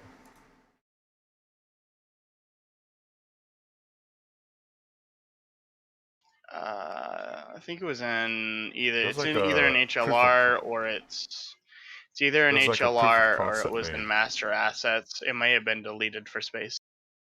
Oh yeah, it might have been deleted by space, but we basically like put all of Subaru's clips together. Oh, you have it because you made it, right? And then we were like, let's see how it looks, right? And so we did it. Um, I think it was nice, but it wasn't really helpful because in the end, it was a lot more than that. We had all these like clip transitions for a lot of them. Sheer Curiosity didn't necessarily put so many complicated clip transitions, which I honestly still think was just a perk. Like I don't think we needed it for all the videos. But then we had to have like the intro clip and stuff like that. I mean, so Means like is an editing god. yeah. Um, so I guess in the end, um, if we're gonna put like editing effects, if there's like some draft version, um,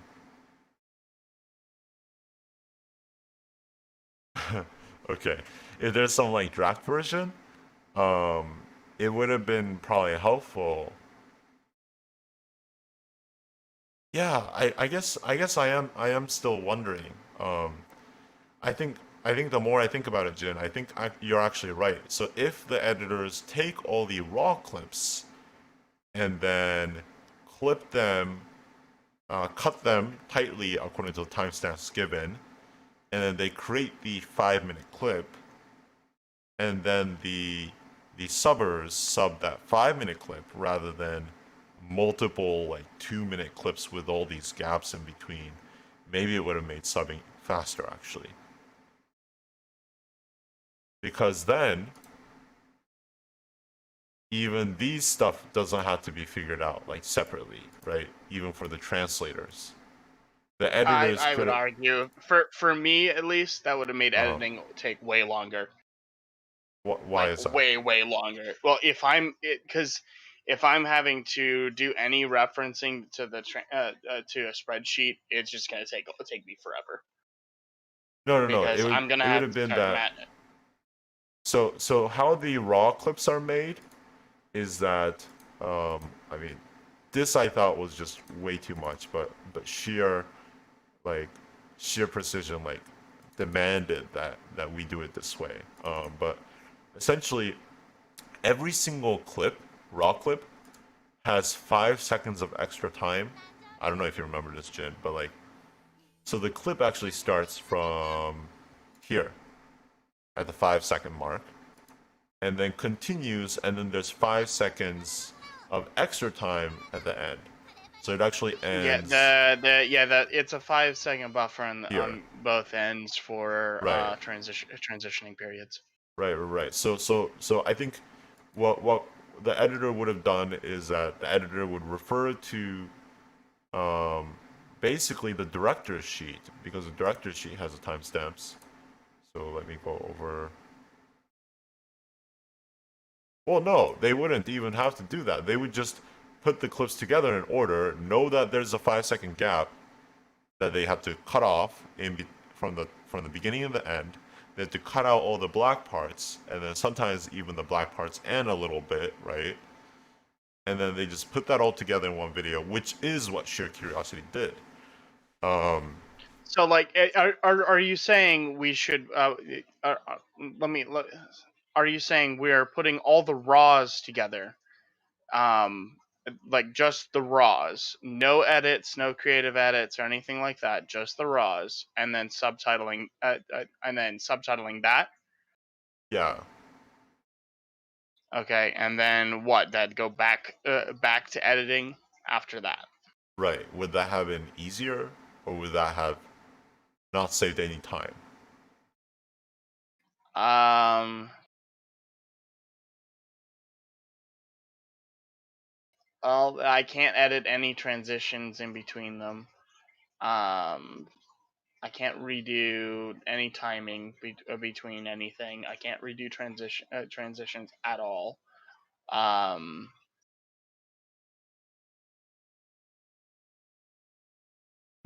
Okay.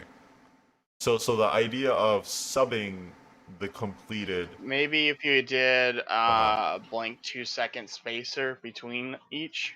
So like we do the raws, but we put 2-second spacers in between each clip, so that they're all subtitled in together, but there's that 2-second spacer that we can use to restitch for everything.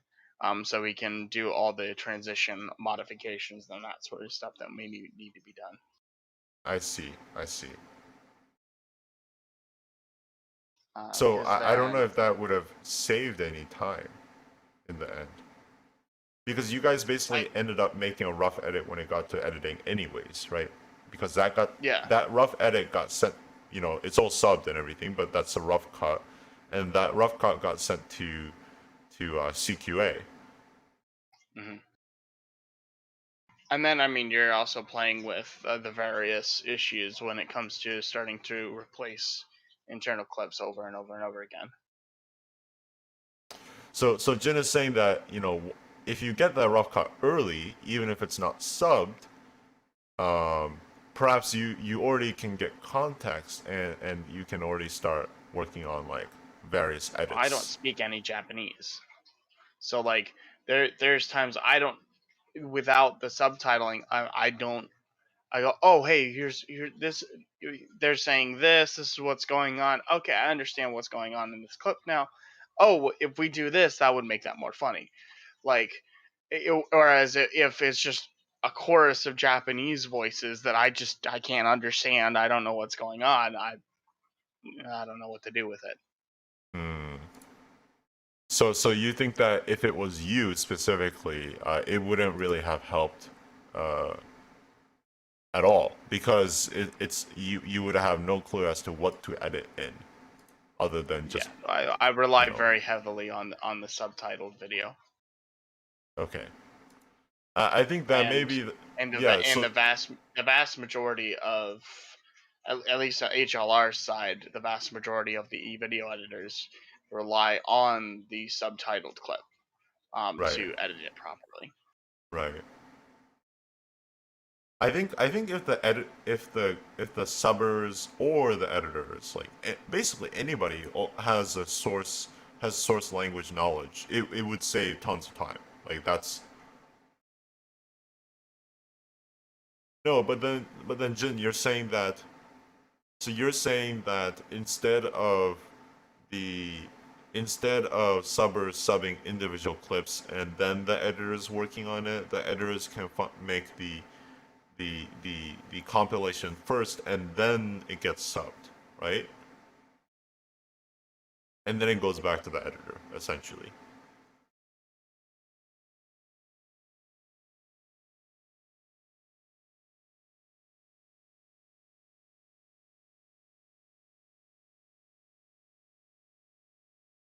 My I only don't. concern is that if the subtitles keep going back for QA, we can run into issues, and I did run into issues a couple times with having to retime all the clips because there was subtle differences between the two clips as far as when they got encoded.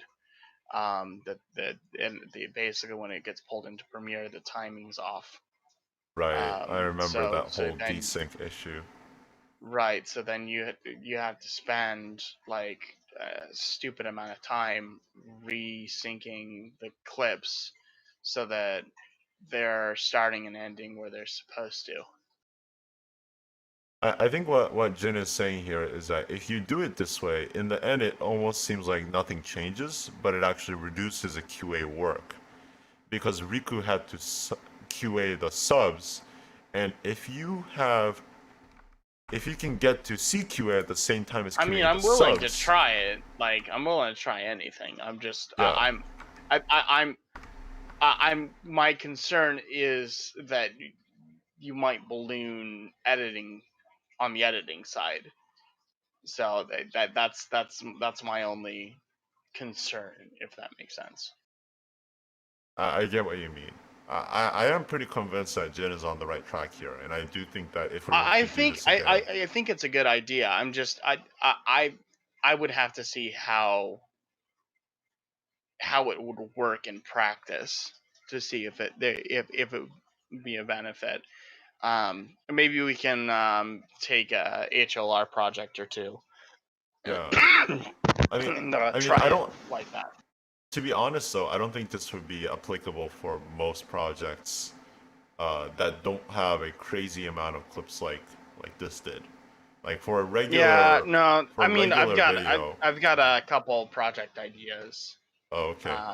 that might we can trial it with. Yeah. I mean, Yeah. I mean, So sheer the way I would do it, and the way that I think you would want to do this, is that you would put a 2 second gap between, or 1 second gap even, between the two each clip, and then you do a splice at the beginning and end parts of each black space, and ripple delete that. So then you've got a forward and aft, and it separates your mass clip into a bunch of separate clips to be individually edited. The only downside to that being is if we have any sort of desync, we have got to fix that basically with the entire thing. Shouldn't be an issue, but I mean, you know how Premiere is. right. So essentially, you get the raw clips. Let's assume there's like 5 different sections, right? And they're all coming together like a Mm-hmm. compilation. The editors take those raw clips. They know the order. They put them in the order that was requested, and then they put those little gaps as Paul's just explained, and then that gets sent to the subber, and the subber, or that gets sent to the translator, and the translator will then translate that big clip, right? It's essentially a 5 minute clip, which is normal, honestly. Like most clips are around 5 minutes, right? That gets translated and then gets subbed, and that way, I think it actually does create some efficiencies because doing all these separate clips and getting the timing for them and figuring out okay which clip is he talking about is kind of annoying, right? So having one big clip is actually nice, in my opinion. I do still think that people need to reference sometimes the source content, but that can be done with the director's documents because if you look at the director documents, well, first of all, the director document thing isn't relevant in any other Yeah, the case. more I think about it, the more I Um, think that the more I'm thinking about it, the more I'm thinking Jen definitely yeah, yeah, has a yeah, point here. yeah. So the point is like essentially it'll clean up a little bit of the work for the translators and the subbers. So then it gets subbed, it gets sent back to the editor, now subbed. And the editor can still work with those clips because there's little gaps there, right? And you can just Mm-hmm. remove the gaps and remove the little blank spaces and then just put your transitions in if you want. And by that time you have subs. And let's say even without subs, you could start thinking of editing stuff. You could already start doing that essentially Mm-hmm. while this whole other process is going on, starting with the translators. So I Yeah. think that You, that actually makes sense. but I have a counterpoint, at least for doing a HoloRewind. Um, ideally, you would want to be starting relatively early in the year and doing it in bite-sized chunks, right?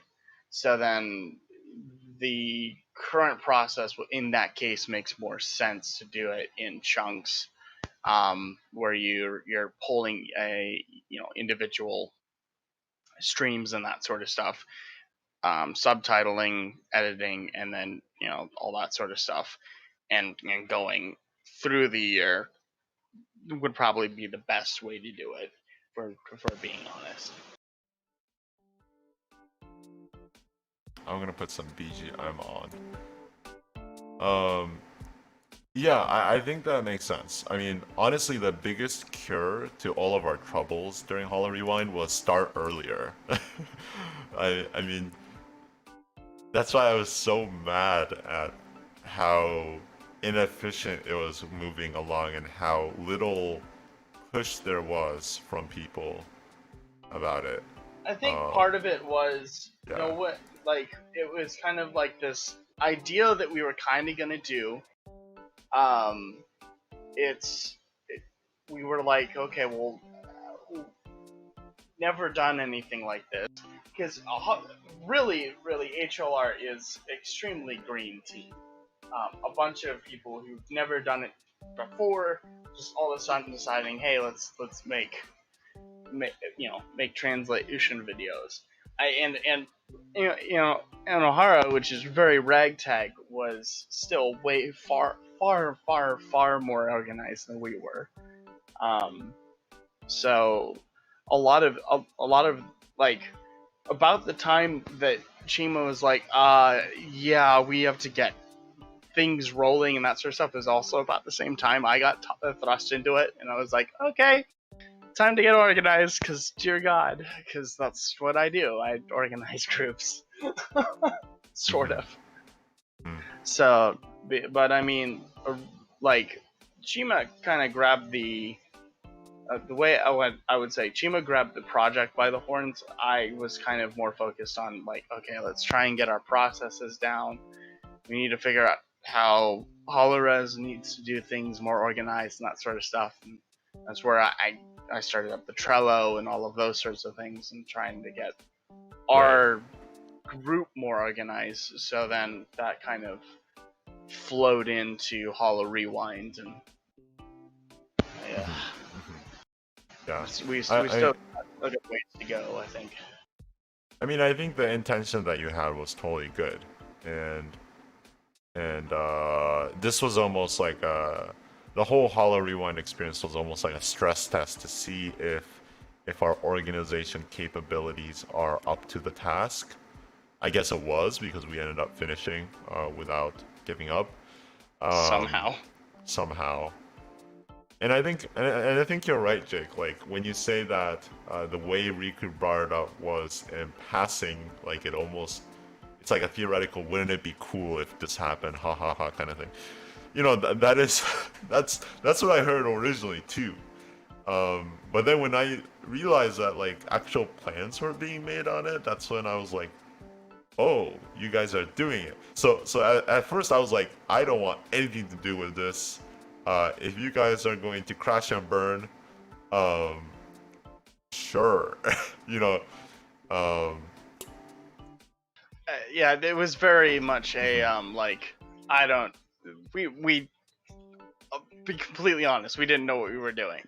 Um, so like we're being horribly optimistic. Oh, this will be easy. Like, once we get the clips in, it'll be fine. And then it's slowly came to the, oh, this is a lot harder than we thought it was. Oh, this is really hard. Oh God, what is this workload? What are we all going to be doing? And we're starting to kind of have a realization when when basically you came in and was like, um, we're in trouble if we're gonna do this. yeah, yeah. So we need to get our act together. I, I, And I think, all of you have mhm, unrealistic deadlines. yeah, yeah. I think when community clipping became uh a possibility, and we saw all of those submissions, um, and then like we saw all those Uber Sims sign up. That's when I was like, okay, we cannot go back anymore because half of Yeah, me thought like we would do the promotions, we would try to get clips, and we would not get enough, and that would be it. We were like, okay, we tried our best. We tried, but it didn't really work out. Let's go home. You know. And with Hollow Stars, yeah, I honestly thought it would be like that because for a while we couldn't get clips, but then I realized like uh, there was a whole server of them. Like I didn't even know that HoloStars had a server back then, and I was like, holy crap! They like mobilized people to do so many things, right? And I mean, if we want to talk about, okay, let me change the banner text. Regret. Um, I mean, if we want to talk about motivation and regret, I don't regret anything at all because, I mean, we created quality. I honestly think that it is really cool to watch those videos. I still need to watch Gen 3 actually. I didn't watch all of that. And they're enjoyable to watch. I think that now we can point to something saying, here's how you can get involved in HoloLive production. Like, that is a real guide to HoloLive, right? Other than Yeah, I mean, HoloEN and like, HoloID2. like straight up, you want to figure out what this HoloLive member is like. Go watch the HoloRewind. Like, Right, exactly. And like, I think I mean, some of you directors had said, I have no idea what I'm doing as directors, I have no idea how to be a director, but it came out really good. Like, I think, the only videos where I have a little bit of regret about, like, not being able to pick the best clips or really good clips and like show people really well was maybe some of the HoloStars because there was very little input. But even then, like, I was watching during the debuts, during the premieres, I mean, and I wasn't necessarily upset with it. I was also pretty amazed because. Go ahead. I thought so. I worked on 2-3, and I thought because I actually started watching their streams after I started editing, and I think they're actually very representative of them in streams. I wish there had been a little bit more of them on the milestone side, if that makes sense. But in terms of, like, feeling for the talent, they're spot on. Yeah, so that's what I found out too, right? The most amount of comments that we're getting right now from the videos are actually on the HoloStar videos, and they're like, I think I have not yet seen a single comment that was negative about the HoloStar videos, and it's constantly like these HoloStar fans saying this was amazing. This was such a good experience. Maybe it's because they're starving, right, for HoloStar's translated content. But it's an untapped market.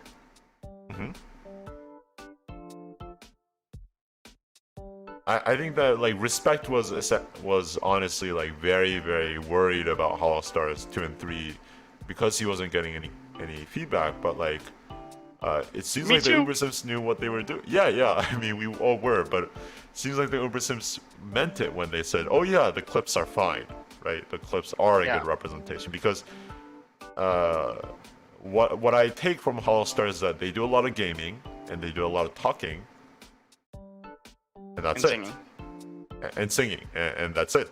And but that's fine, you know. But they're fun and they're wholesome, you know. Yeah, exactly. I think we had a, like, the HoloStars 2-3, like, I was getting so little feedback. I was like, okay, well, I gotta do something with these memes. I don't know what to do. And rolled that back real quick after a couple revisions there. But like, at the end of the day, like, between QA, like, people who had no idea anything about HoloStars and people who did, both collabing and kind of going back and forth on, well, I think this video doesn't need this, I think this video needs this, and the going back and forth, genuinely just trying to make the best video possible. I think it all worked out great. Yeah, totally. I agree with all of that. I think it's like I mean, this project was ultimately a testament of how far we can go, um, to creating like amazingly a high level of quantity while keeping quality high, right? And I don't think Yeah. any of us regret it. I don't think anybody wants to do it because reaching that level of quality again, we know how much work it's going to be. It's a lot. Like, Yeah. to be honest with you, like I would be like, if we were gonna do this again, like, there's a couple other translation groups, and at that point I would be like, okay, we need to go and find other quality translation groups to come help us do this, because like there's just too much work for all of us to do it. You know, I don't know who to pick for that though. Like there's some good translation groups out there, right? But this is, you're looking at a lot of work, a lot of work. You're looking at high workload and a high quality standard. You know, and someone just put YKS, Yamate Kuda subs. A lot of the Yamate Kuda subs guys looked. If I recall correctly, I think Chima, you said that they were like, "Why are you doing this? That's going to be a heck of a ton of work. Are you sure you really want to do that?" Which correct. like, I don't know who we would ask for that, because like there are plenty of like quality translation groups, but there's not a ton of groups that are probably large enough to be able to put in the work that would be required. I mean, it's pretty interesting because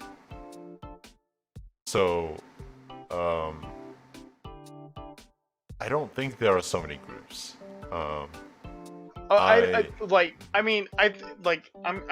By groups I'm thinking just multiple people doing it. Like there's several like 2 or 3 man teams, right?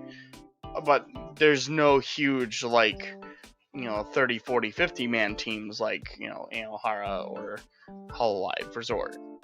Like that's the issue, if that makes sense.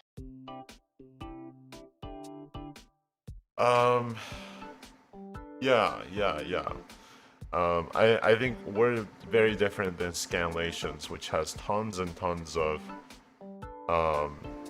groups. Obviously there's differing quality, and even fan sub for anime. There's a decent number of groups for people like us.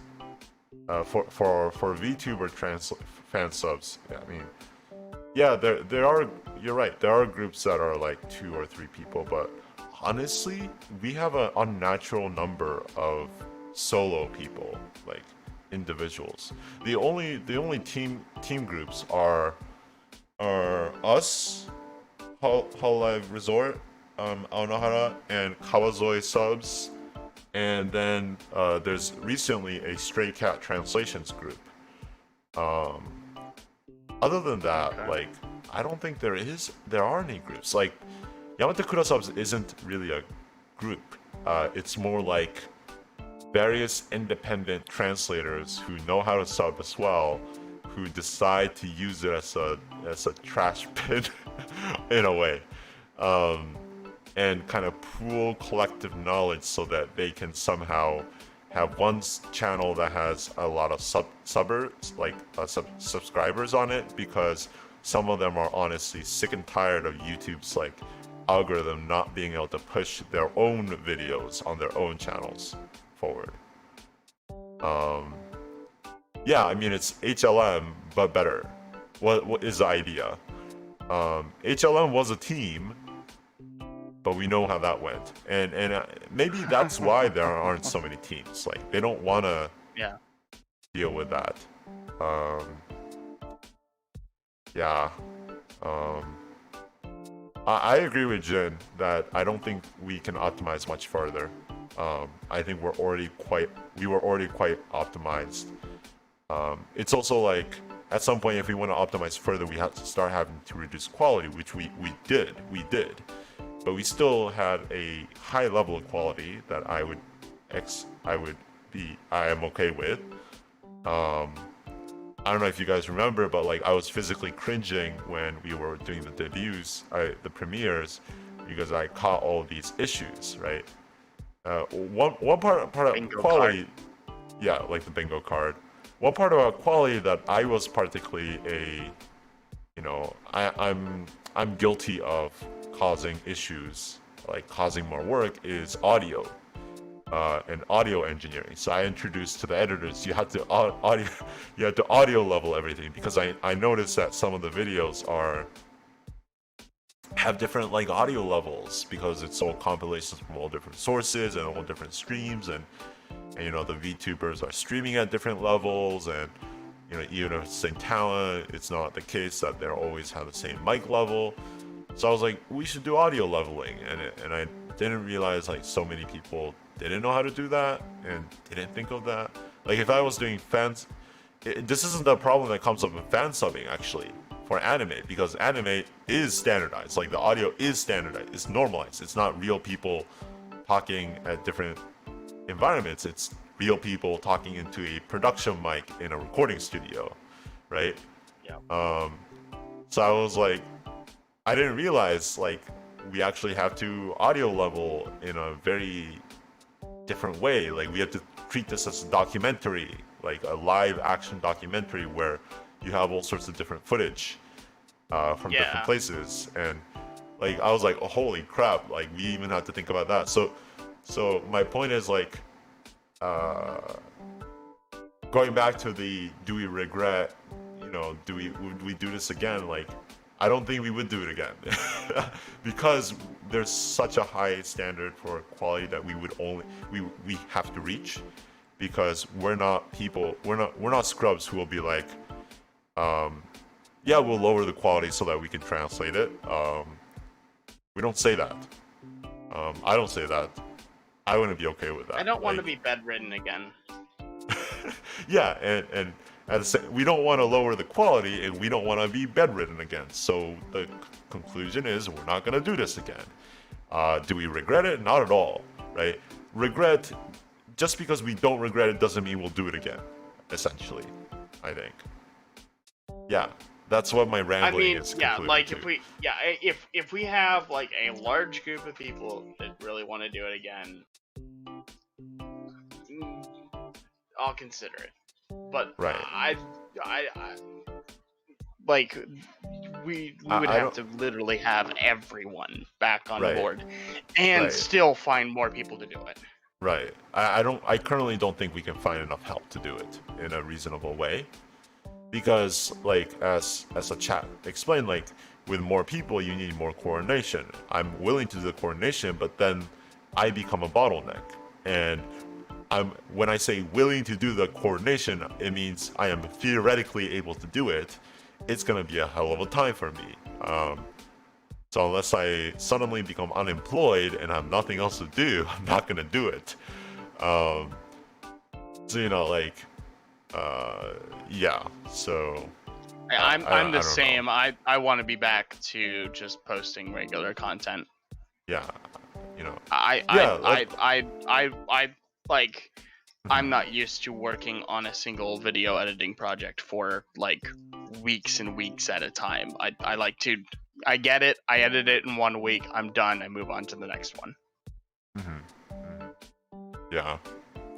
I mean, I want to go back to general videos too, but I will say that personally, maybe we'll finish up here soon, but like I will say personally, this project did reawaken my interest in a lot of different things. For sure.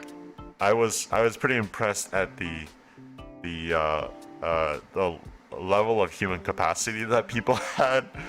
Um, and I do think that a good thing that came out of it was that I got to see what talents we have, right? So the different editors that we have, the different artists that we have, and I think the whole project itself, being able to do it and finalize it, boosted the credibility and morale that a lot of people had in the end. So that once we get started again, I think that people will be it'll last a long time. The feeling of, well, we did HoloRewind, so we should be able to do all these things. Like, I think that that feeling will stay, which I think is a great thing.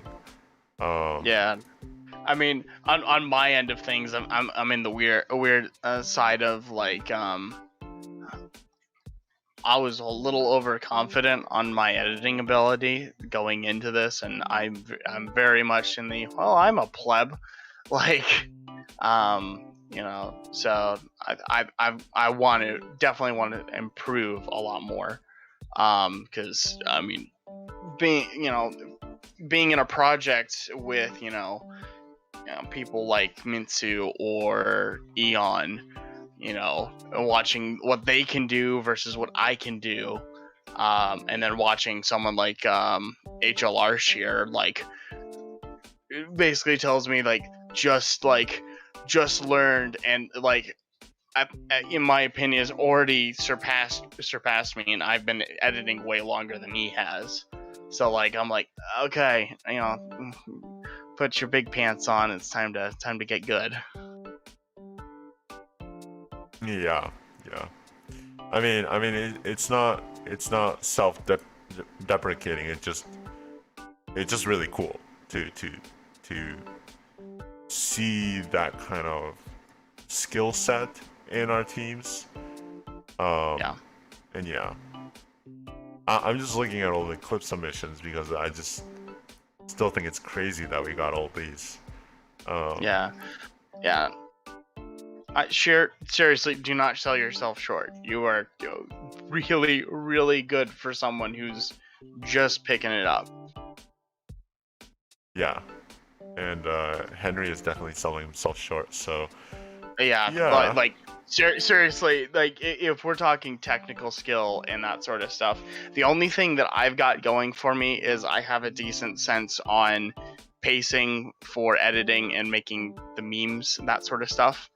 In terms of technical knowledge, I'm blown out of the water by the vast majority of the editors on HoloRewind.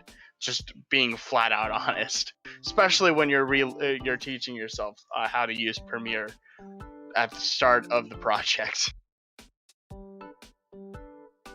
Yeah, I that was definitely not the best idea to do in the middle. I didn't have a choice. My editor was my editor had updates that completely made the editor's renderer incompatible with my video card. Wow, I see. So I had no choice. I see. It was switch or not edit. Yeah, makes sense. I do have various projects that I want to do, now that we're done with this. Just that constantly my IRL stuff keeps me busy. Yeah, maybe I should talk about that a little bit, so I'm gonna bring this up. This is not HoloRewind anymore. I'm gonna change the title. I'm gonna change it to what are we doing next? I mean, I don't know, Polos, if you have your own personal things that you like to pursue in the TL team, out of the TL team, but personally, I have a couple of things that I've left idle that I need to do. One is this crazy document. Yeah. I was actually out. So, funnily enough, I had a friend of mine who was asking me for recommendations, and I was like, Yeah, There's people a do. document. I'd like to send you this, but it's not been updated in a long time. But all the recommendations on there are pretty good. So here, have this. Yeah, except this document is woefully outdated now. Um, Yeah. at one point, this document, Google itself throttled this document because there were too many people commenting on it that they thought it was being Yep. attacked. So that's why I decided to not do a Google Doc and do something else. But I need to start that project up again. Hey! We could put it on the HLR website. Yeah, that would actually work. Actually, we can talk about that later. But like, another one is where is it? Where is I want to eat? There it is. Another one is this. I think I'll do this very soon. Because I should. Um, so like, Nana Sensei is on Discord, so I talked to her. Oh God, this. And I still have yet to ask her about this. She was very interested in it, so yeah. So ironically, I actually Uh-huh. know a guy who runs a blog called Anime Science 101. Oh my I god. actually used to be his webmaster Yes. for a while. I can try and get you in contact with him because his specialty is basically biology. Yes, let's do that. Wait, Madakuji-san, you don't know about this? Maybe this is before you got involved in everything. I made this on a whim. This is an actual. Yeah, sure. I'll get in touch with him. I made this on a whim. I wanted to write a research paper because it's been a while since I wrote a research paper since university. So I wrote a research paper on why is it possible to, first of all, consume Ayame's horns because they shed and they regrow, so you can theoretically get more of them. Cute Oni. And then I do a analysis on what is her horn made out of, like with real research papers. Okay, I look into alpha carotene, and then break down the alpha carotene into possible major amino acids, and then I look at the possibility of consuming them. So aside from the physical action of eating them, let's assume that you can eat them somehow. Maybe you've ground them up in powder and you've dissolved them and you've decided to chug it all in 10 minutes or something, right? Chiba. What? When you make this video, the background music has to be Dochi Dochi. That's a good idea. I'll do that. Actually, let me find it right now. Oh yeah, does anybody have an audio link? Actually, let me check the Nakirium server. Oh, am I not? Yeah, I am on there. Okay. They have a Ojo Noises channel, so Dochi. What?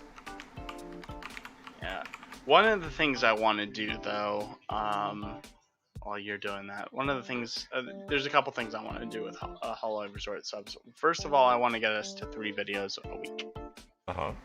That's my goal.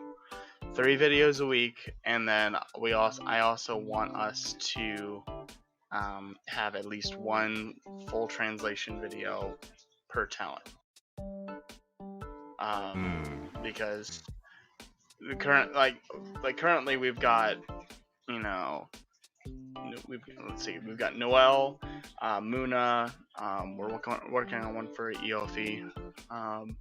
We've got Shion, Aqua, Doris, Rishia, Risu, Botan, Suisei, Sivia, Nene, Lamy, Ardia, Subaru, Fubuki, Marine and Luna,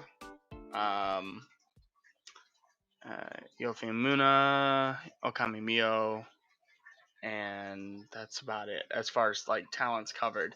And of course, we've got a couple like memes of like Coco and like Watame, but like we don't have, you know, every talent, if that makes sense. Right, and I don't think right. we've even covered everyone's Oishi either Uh-huh. within Oshi? HoloLive. So Yeah. Yeah. So and I mean we've almost got I got a team just to do Suisei videos with the amount of Hoshiomis we've got in the team. Yeah. I like that. I mean, I would be. I mean, to be honest, for a HoloLive, I'm okay with translating anybody, and I almost want to translate people who don't get covered, like Roboco, because I think that would be more interesting. Yeah. Yeah. Like honestly, the Yeah. Roboco clip compilation during HoloRewind was great. Yeah. What I would like to do is I want to do a mix of really popular and unpopular, because I want the popular ones will help our channel out. If we bump our channel and then we are putting out, let's say, Flare translations, like how often do you see Flare get translated? Right? Flare's awesome, but she doesn't get translated a lot. So, you know, let's say, you know, we do a bunch of, I don't know, Marine, let's say we do a bunch of Marine or Coco stuff, right? And then we get a whole bunch of subscriptions, and then we do a Flare one, and because the Coco one did well, YouTube's like, oh well, they watched all this one. Here's this Flare video, and people go, oh hey, look, a Flare translated video. That's kind of what I hope will happen. Don't know if that's the case, but you know, I can dream, Harold. I think that's a good idea to not focus on even one particular talent and to really cover a whole broad range. Right. Because I mean, I mean everyone enjoys a different talent. Like that's just kind of how it is. Right. So, and the vast majority of everyone who likes HoloLive likes all of the girls and the guys. You know. And especially HoloStars is criminally underrepresented. Criminally unrepresented. Yeah, we still don't have a clip from HoloStar, and we're gonna do the Roboru cafeteria one, and then Anohar stole that up underneath us. Oh yeah, that's right. Like it was about to go in production, and like Food's like, oh yeah, we're already translating that. And I'm like, damn it. Yeah, I remember that. Well, I mean, we have time. Actually really mad about that one. Yeah. Okay. So I'm going to. I mean, I think that's a good future for the channel. Honestly, maybe we should focus on that and just getting that done instead of thinking about like, oh, do you want to spread to other VTubers? Like even before that, I honestly feel like if we're gonna be a HoloLive resort subs, we should just stick to HoloLive, and there's plenty that we can do there. Oh, for sure. I mean, there's for sure there's like, you know, other, you know, talents that we as, you know, VTuber fans like, right? You know, you like Chimada, like I like Hizuki Miyu, Shirayuri Lily, like, you know, totally not HoloLive. You know, those are completely different agencies, but they're not something that we would necessarily do on this channel. I mean, maybe if they had a collab or something like that, that'd be cool. But like, in general, like you're not going to see like Patra on the channel, right? Right. So, but you know, maybe we do a, you know, we have some people like Patra, and Patra tends to do some collabs with Noel and Flare every now and then. Maybe catch one of those. but the focus should be, for at least for us, is on the HoloLive talents. Yeah, yeah, exactly. I think that's a good way to keep to keep the channel going. And like, I'd love to have a future when we have so many people that everybody's working on something that they actually really want to work on, and it's still diverse, right? Like the Hoshiomis can work on Suisei content and make more Suisei stuff, and then there's some people who like garlic and onion, and you know Yeah. there's like the Rusia fan deads, and like all of them like are able to contribute to videos I or mean, something like that. my ultimate hope, and I mean this is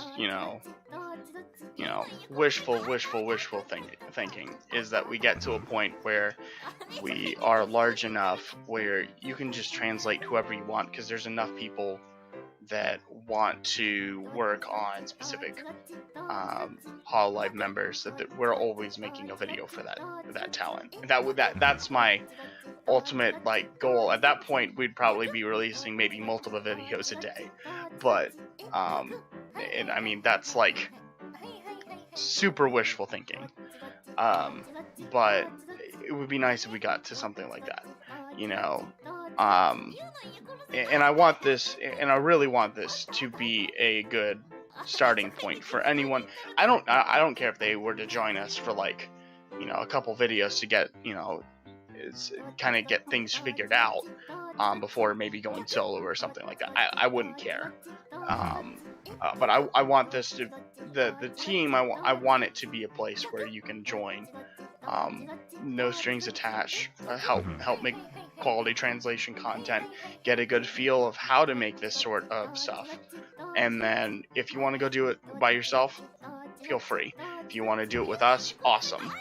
You want to go, you don't like us, you want to go, Anohara or Kwazai, or I'm horrible at pronouncing their name, go for it, But the big thing is I want more translated content to promote these talents, because I mean, for me, this is my way of giving back, because 2020 was a rough year for me, and part of the keeping me mentally sane and kind of healthy was really, I enjoyed HoloLive a lot, so I deep dove into it very early in 2020 because I was having a rough time, and I absolutely love them and the community that has popped up around them, HoloLive Resort, and just like the VTuber community in general is generally good. It's nice. It's a fairly friendly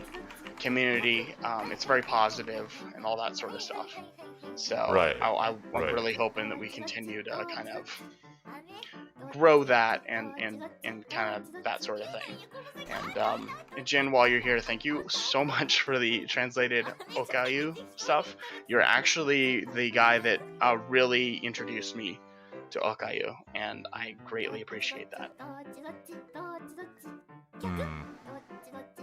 Yeah. I think all of that is great. Like I think everybody has a similar story to that, right?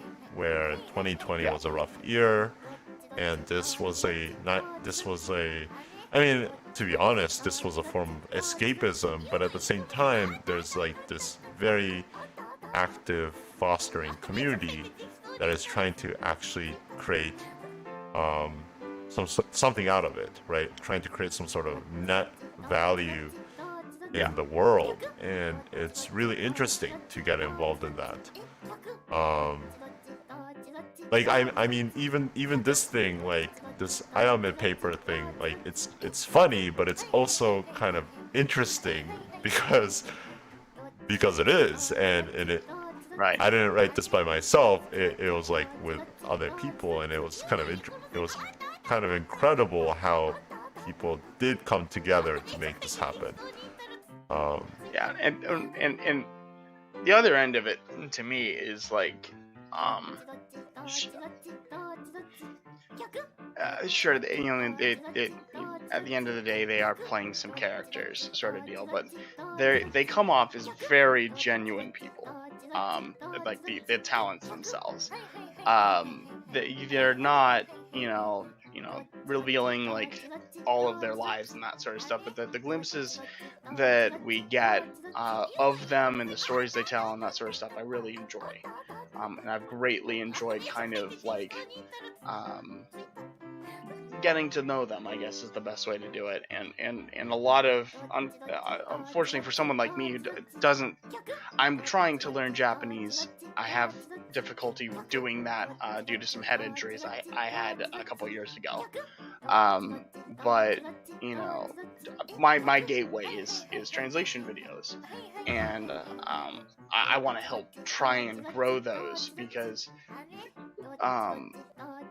you come to realize, at least in my opinion, that a lot of these talents, there are very genuine. They do actually care for their their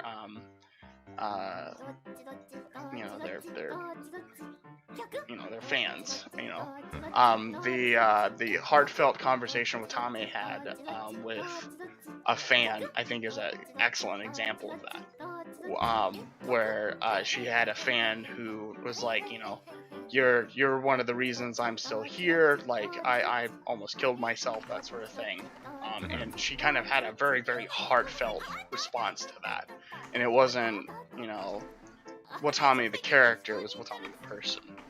And that sort of thing. And I feel that that's a very big part of a lot of the various HoloLive members.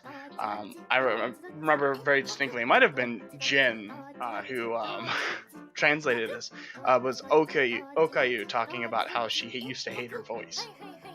And she gained a lot of confidence from people and that sort of thing. Yeah, they're like critical minus the toxic chat. Yeah, kinda. I guess so. I don't really watch the guy so much. But yeah, no, but I mean, they're genuine. I think is the best way to put it. I mean, they're not very, like, they're fake, but they're not fake, if that makes sense. Like they're characters, but there is real person behind it. And one of the reasons I love Suisei so much is her story of, she's very stubborn. She knows what she wants, and she works very hard to make that happen. And I respect that a lot. And she's fun, and she's funny, and she puts 110% effort in, and I greatly appreciate watching it. Yeah, I mean, I feel a similar way with a lot of the other talents, and yeah, I don't know. At the current moment, I don't know what else to say. But yeah, I think that we're all voluntarily in on this ride for one reason or another. As a content consumer, I guess one last thing I would say. Okay, this Dochi Dochi is getting really distracting. I'm gonna turn it off. I I guess one of the things that I'm thinking about for the, like, in a bigger picture that I want to do is while you were talking, I was looking up this video, which I think a lot of people know is really important, which is Aqua and Coco talking in I think this is a Raft, right? And this being a really important conversation that they had. And it's not like it's juicy content because of the drama that's around this, but rather it's the fact that they had this conversation, and Aqua of all people is able to help make Coco make amends with certain things that are no, it's the other way around, right? Coco is able to help Aqua with all her struggles that she's having. And I mean, that's just nice to hear and to experience. And this is honestly why some people get into idol culture, because they get really invested in the characters.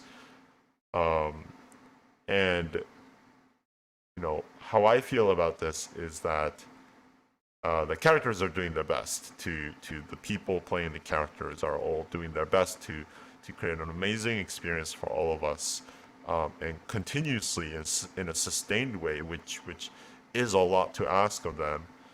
Um, the least that we can do is to expand it to as many people as possible in a proper way, right? And that to me is the motivation of why quality is important for something like this. Um, Liger says it really well in his manifesto, but like essentially you're translating people. Um, the fact that you translate these talents who speak in Japanese to an English audience is extremely powerful. It's a tool that you have. It's extremely powerful because there's more people who speak English in the world. There's more people who understand English in the world, and you're directly adding to the exposure that these people have, right? Why can I say that confidently? Because HoloRewind was a big success. It just shows that if it's in English, it will do even better, right? And if you're the middleman to do that, you need to have the level of the understanding of the responsibility that you are in a way controlling that, and you're dictating how that looks like. And so that's why I think that quality is important. Um, you know, with manga, I think it's important because you don't want to put words in the mangaka's the manga artists and the author's intentions, right? They're trying to craft a story. In this case, it's real people with real salaries, with real effort that they're putting in, doing things live in a sustained way. It's a form of And art, just like any sometimes, other. Hmm. yeah, and sometimes they're also like some like the ones that make me the most nervous when I'm watching some sort of translated content is when like the VTubers like talking something personal, like a personal experience or something like that. And I mean, it's sure it's possible it could be fictionalized, but the vast, at least from the a lot of it coming off, a lot of them are probably real stories. They have a very good repertoire, I think, with us, as fans, where they're fairly open with us, and I think it's extremely disingenuous to mistranslate that, because if you're giving a false impression over something important and you mistranslate it and it's a sensitive topic, you can give a completely wrong impression of that of that person, essentially, and Right, that can be right, very dangerous. right, right. I think that's totally true. And like, that was why I was inspired to make this document here, which I mean I showed this one. And um I was actually very happy that we ended up having a problem with this document where it was just too big. um and like uh like we had so many comments on this document that are broke. I think it's great because it shows that people are interested in finding out quality and content. They're not just, it's not the case that people are just okay with whatever quality is thrown at them, right? And I hold an optimistic view of people that, yes, most people are dumb, but most people also are simply just ignorant, right?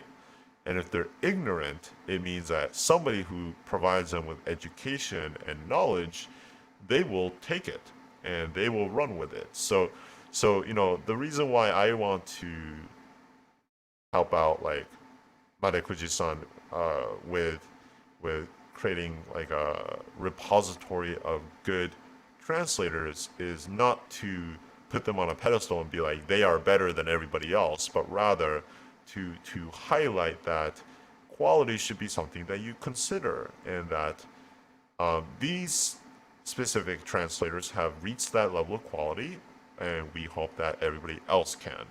Because, again, it's not about you, it's about the fact that we're really trying to make sure that we're not being disingenuous, right? Just like you said. Um, Yeah. I mean, like, you know, I'm sure we beat this is the example that gets beaten to death, and I'm sure Liger would beat this topic to death if he can.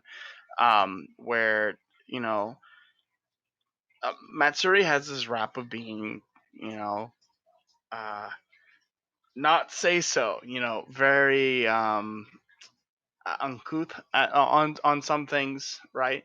But if you actually get down to Matsuri as a as a person, she's deeply cares for her fans. She does have genuine, innocence to her. Um, she's very open. She's very, you know, fun. She's a very interesting person, and she's so much more than this walking, uh, lewd machine that I feel like a lot of translation clips tend to like, you know, cherry pick with, and it's getting it concerns me because there's a lot more to Matsuri than um you know the band-aid clip, right? um she genuinely is trying her best. She is trying to be someone that people can look up to. She is genuinely trying to um entertain her fans and have fun with them, and it unfortunately gets lost on a lot of people, you know. And she's, her birthday celebration is an excellent example of this, where she's under a lot of pressure, and we as foreign fans shouldn't be making this worse. Yeah, Sencho is a great example, which, I mean, Sencho plays it up. She knows that it's amusing, but I mean, at the same time, you know, Sencho's got a lot of, heartfelt moments, but you don't tend to see those translated because, it's easier to sell you on, oh, look, this lewd and weird thing that Sencho did, versus, some sort of heartfelt talk that she's had with somebody else. yeah, I think that that tells me that the act of clipping is also, you know, important to consider, right? It's not like you have to be so serious about it that you reach a state of analysis paralysis. And it's also not the case that you can't clip funny moments, right? I think you can. You should be able to, because their role is to entertain us, right? Some of the things that they do, they're gonna play it up because that's what they're trying to do. So I think Sencho is a great example. I think Luna is another great example. People think that Luna is just a baby and that she just is trying to act cute. She's definitely not. She knows exactly what she's doing, and I love it. You Luna's know, Luna's super intelligent, right? She's and extremely it doesn't. self-aware of what Yeah, she's doing, of what she sounds like and she looks like. She has her character on spot. She knows what her character should be, right? And so my point is, yes, we can clip all of that. We can clip the funny parts and the entertaining parts, the parts that would you would consider highly clippable. But as Jin is saying, even in the chat, like random gameplay from them, or them being more serious, I think also should be clipped, and we shouldn't necessarily bias our clips in any certain way, so that we can have people have a holistic view. I mean, that was sort of like what HoloRewind basically was trying to do, right? Yeah. I mean, like there's certain ones that are like easy for you to like latch onto, right? The English community has a great love for Toa.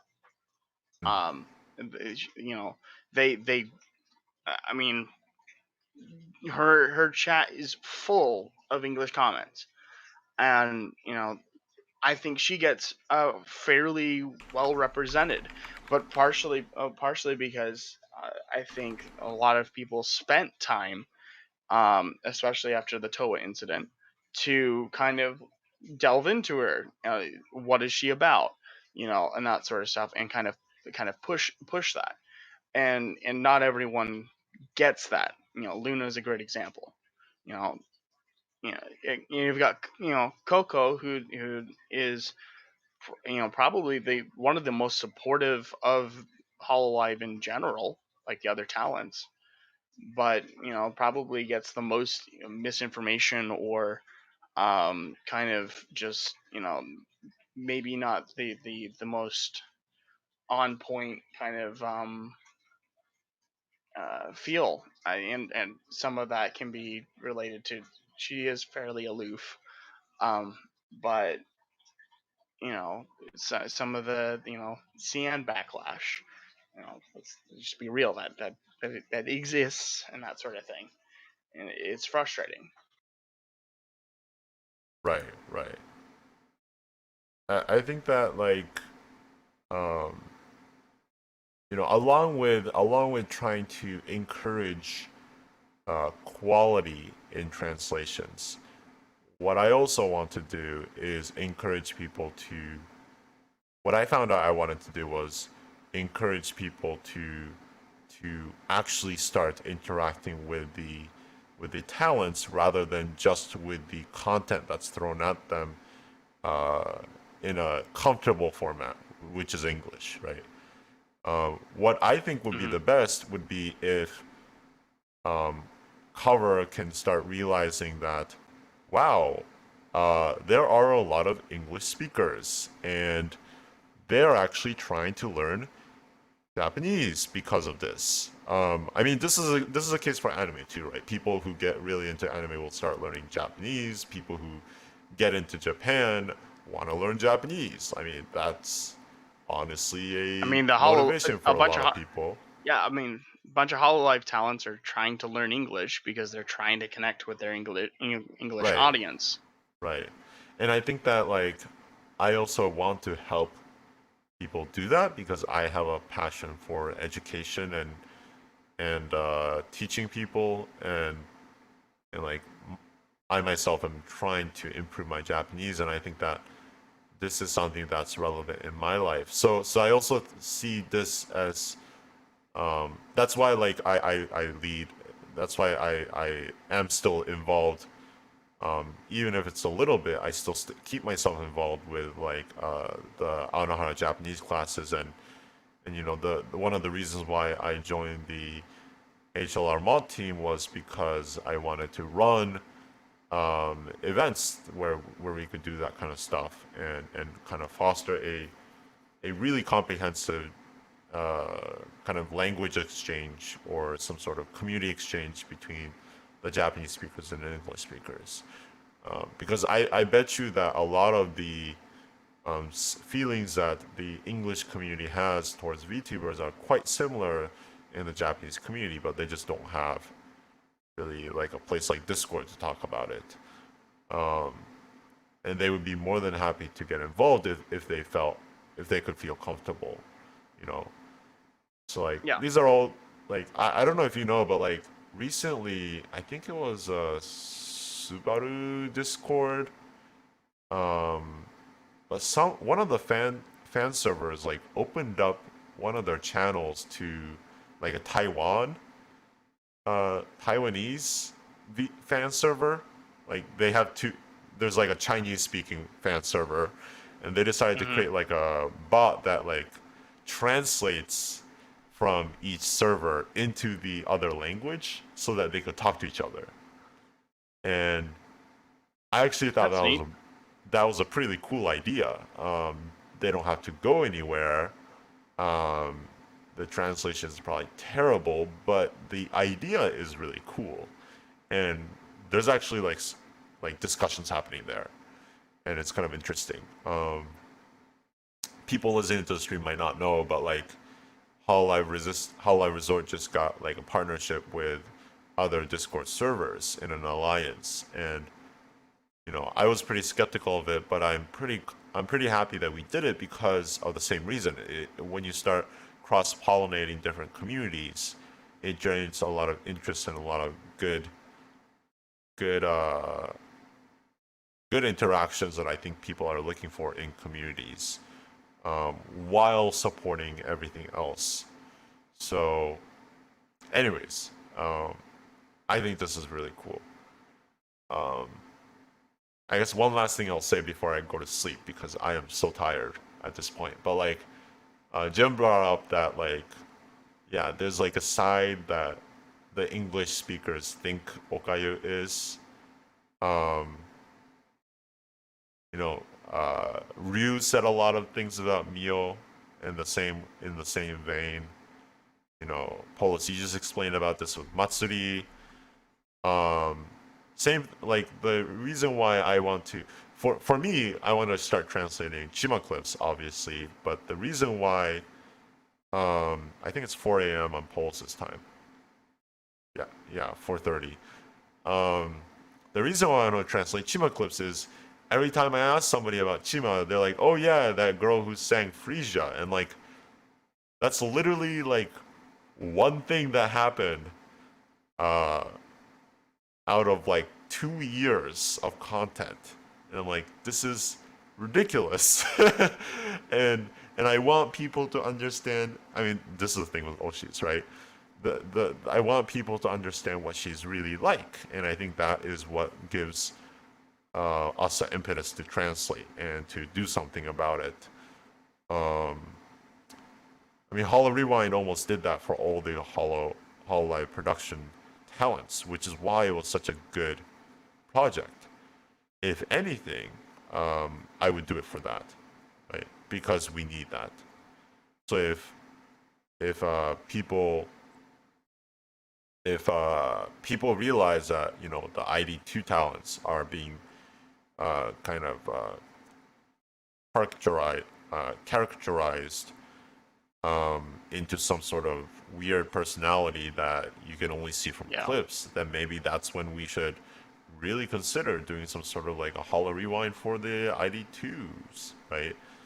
Um, it's also the case for some of the Nijisanji people, like the I was almost thinking like maybe a cool project could be like we ask a Gibara community because she just announced that she's graduating. Um, Maybe we should actually find some Gibara Uber simps and figure out a good way to create compilation clips translated because she actually doesn't have a lot of stuff translated. The only stuff you see translated from Gibara is her screaming, and it's funny, and I think it's funny, and that is honestly speaking, that is what hooked me. But if that is a gateway drug, what is the actual sustaining content, right? That people are going to be getting. I think that's really important to consider. Um, yeah. Anyways, um, I don't know. Is there any last things you want to say, Polos, before we go? I'm just gonna hit what I was typing a reply to what Jin had said, but I'll say it.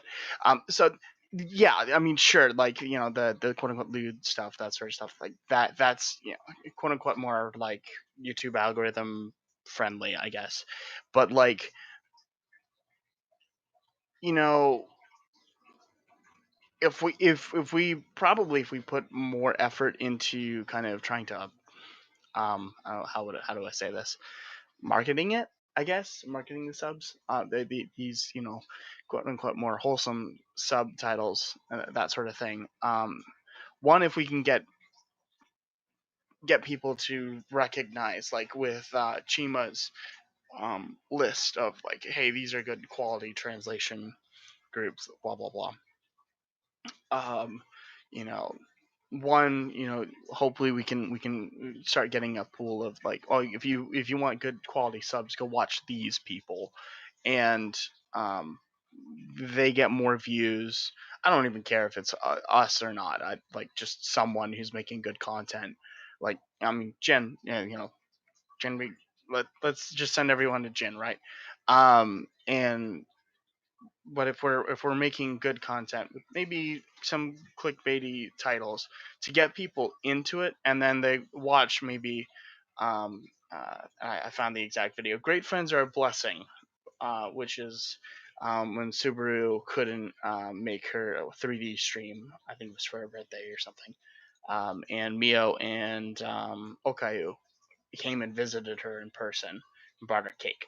Like, you know, so this sort of like, loving on each other. They one of the things I think that gets missed, um, is that sort of stuff is just as engaging. The problem is I think we just a lot of the quote unquote good translators haven't figured out how to market it as well as someone who makes. I'll call him out. I hate Otakumori. I hate him. Um, I think everyone and does. Let's be real here. yes, yeah. Um, but one thing they do very well is they know how to market things. So we need to be able to fight back with that, if that makes sense. So how can we get people to click these quote unquote more wholesome things? I think that's probably what needs to be figured out more, and that's something we're looking into on the resort side of things. Mintsu has written an amazing document, and we're coming up with some plans and that sort of stuff to try and Mm-hmm. see if we can make some sort of headway in that way. Jin, which video are you talking about? The video. The one I was talking about. Yeah. Great friends are a great blessing. Is It's it from back is in it from September. back in September? Yep. Oh, it sticks in my mind. It's a great clip if you haven't watched it. I don't think I have. That's why I was actually looking for it. It's 20 minutes long. It's a Subaru video, so look for Subaru. Oh, it's this one. Okay, cool. Yeah, Which I mean, to be honest, I hate YouTube as a platform.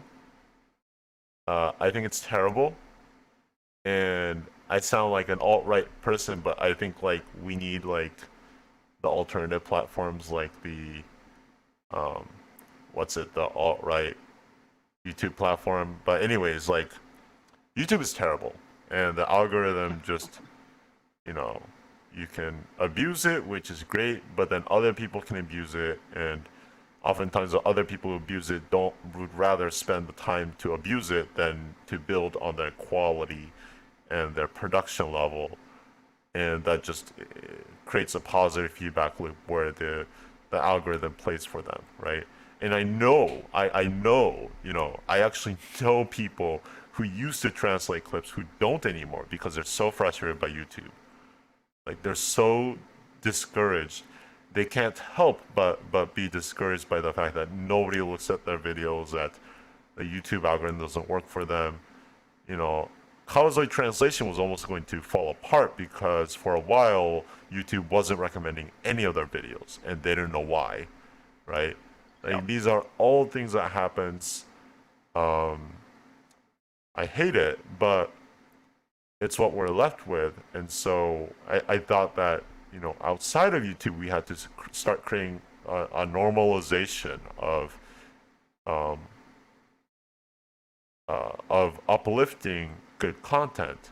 And at the same time discouraging people from watching the other content because they may realize why they're not considered good content.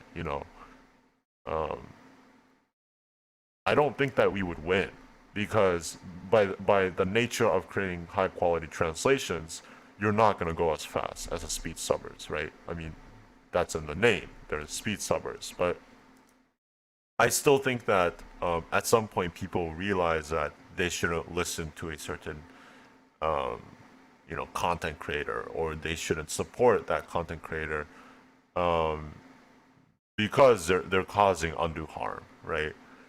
Um, are people still gonna listen to them, or are they going to still get more people to watch them? Are there still going to be a high number of people that watches them? Probably, but I think the more that we try to do this, the more we can tackle this. I also think that it's a lot more hopeful than other fan scenes. So I'm from Scanlation, and I'm convinced that it is a losing battle there. Like the standard has been crappy translations for so long that everybody basically goes after you and says, "Why are you criticizing if you try to quality control anything?"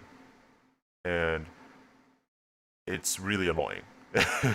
Like I've been on 3 different teams for translating manga, and all 3 of them died because they were all teams that cared about quality, and they burnt out. Nobody appreciated them.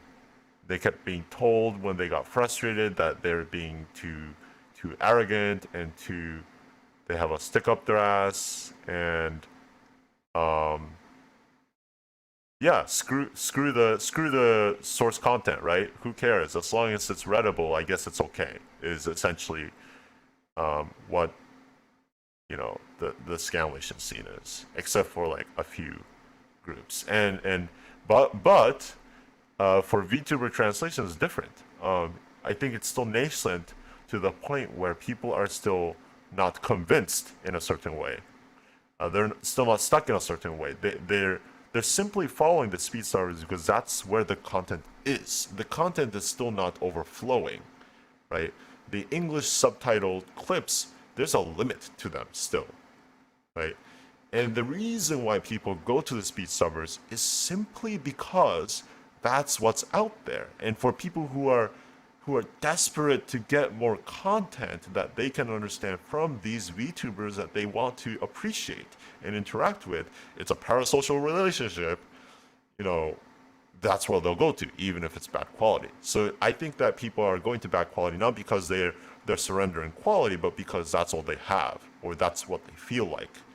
The YouTube algorithm doesn't help with that. Yeah, that's why HLM was so big. I mean, they were putting out content on like multiple times a day, I think at some points. Oh, since he came up, I mean, Sushi is an interesting. Well, maybe I won't talk about him. I feel bad. Anyways, okay. At this point, maybe we should go to sleep. And it's almost 4 a.m. Yeah. Well, that was a nice discussion. Yes. Yeah. Well, Polos, it was nice talking to you. Illidan came in at the very end and said something and then left, I guess. Yes. Yeah, I mean, I might. Yeah, his only contribution was saying yes, Otakamori is bad. Yeah. I mean, yeah. It's hard to say. I mean, I say YouTube sucks even if YouTube has brought people in the mainstream. I still think that YouTube is bad. I honestly do. The reason why we're using YouTube is because that is a de facto place for the content that we're interested in working with anyways. So the reason why I'm streaming on YouTube right now is because that's where you guys are familiar with. If I'm not doing YouTube related stuff, I'm actually not streaming on YouTube. So just a little plug, but I'm gonna stream on DLive and somewhere else, probably for content that is not going to be VTuber related. And I don't care if I don't get enough views, because I'm not trying to make this into my job. I don't think anybody should, unless they're asked to by cover or something like Yeah. that. So I don't care about YouTube. So anyways, oh no, I'm starting Yeah. to go into a different tangent, but Hey, fine. Now, I'm so this is gonna be my closing statement, I guess. This is why Mhm. I keep pushing so hard for people to like get into translating. It's not so much that um, I mean, yes, I want HLR to get huge. I want us to be making tons of content, Mhm. but it's also purely and simply from the fact that if we have more people making quality translations, guess what? We can saturate. Mhm. And if there's more saturation, there's less of a market for speed subbing. Mhm.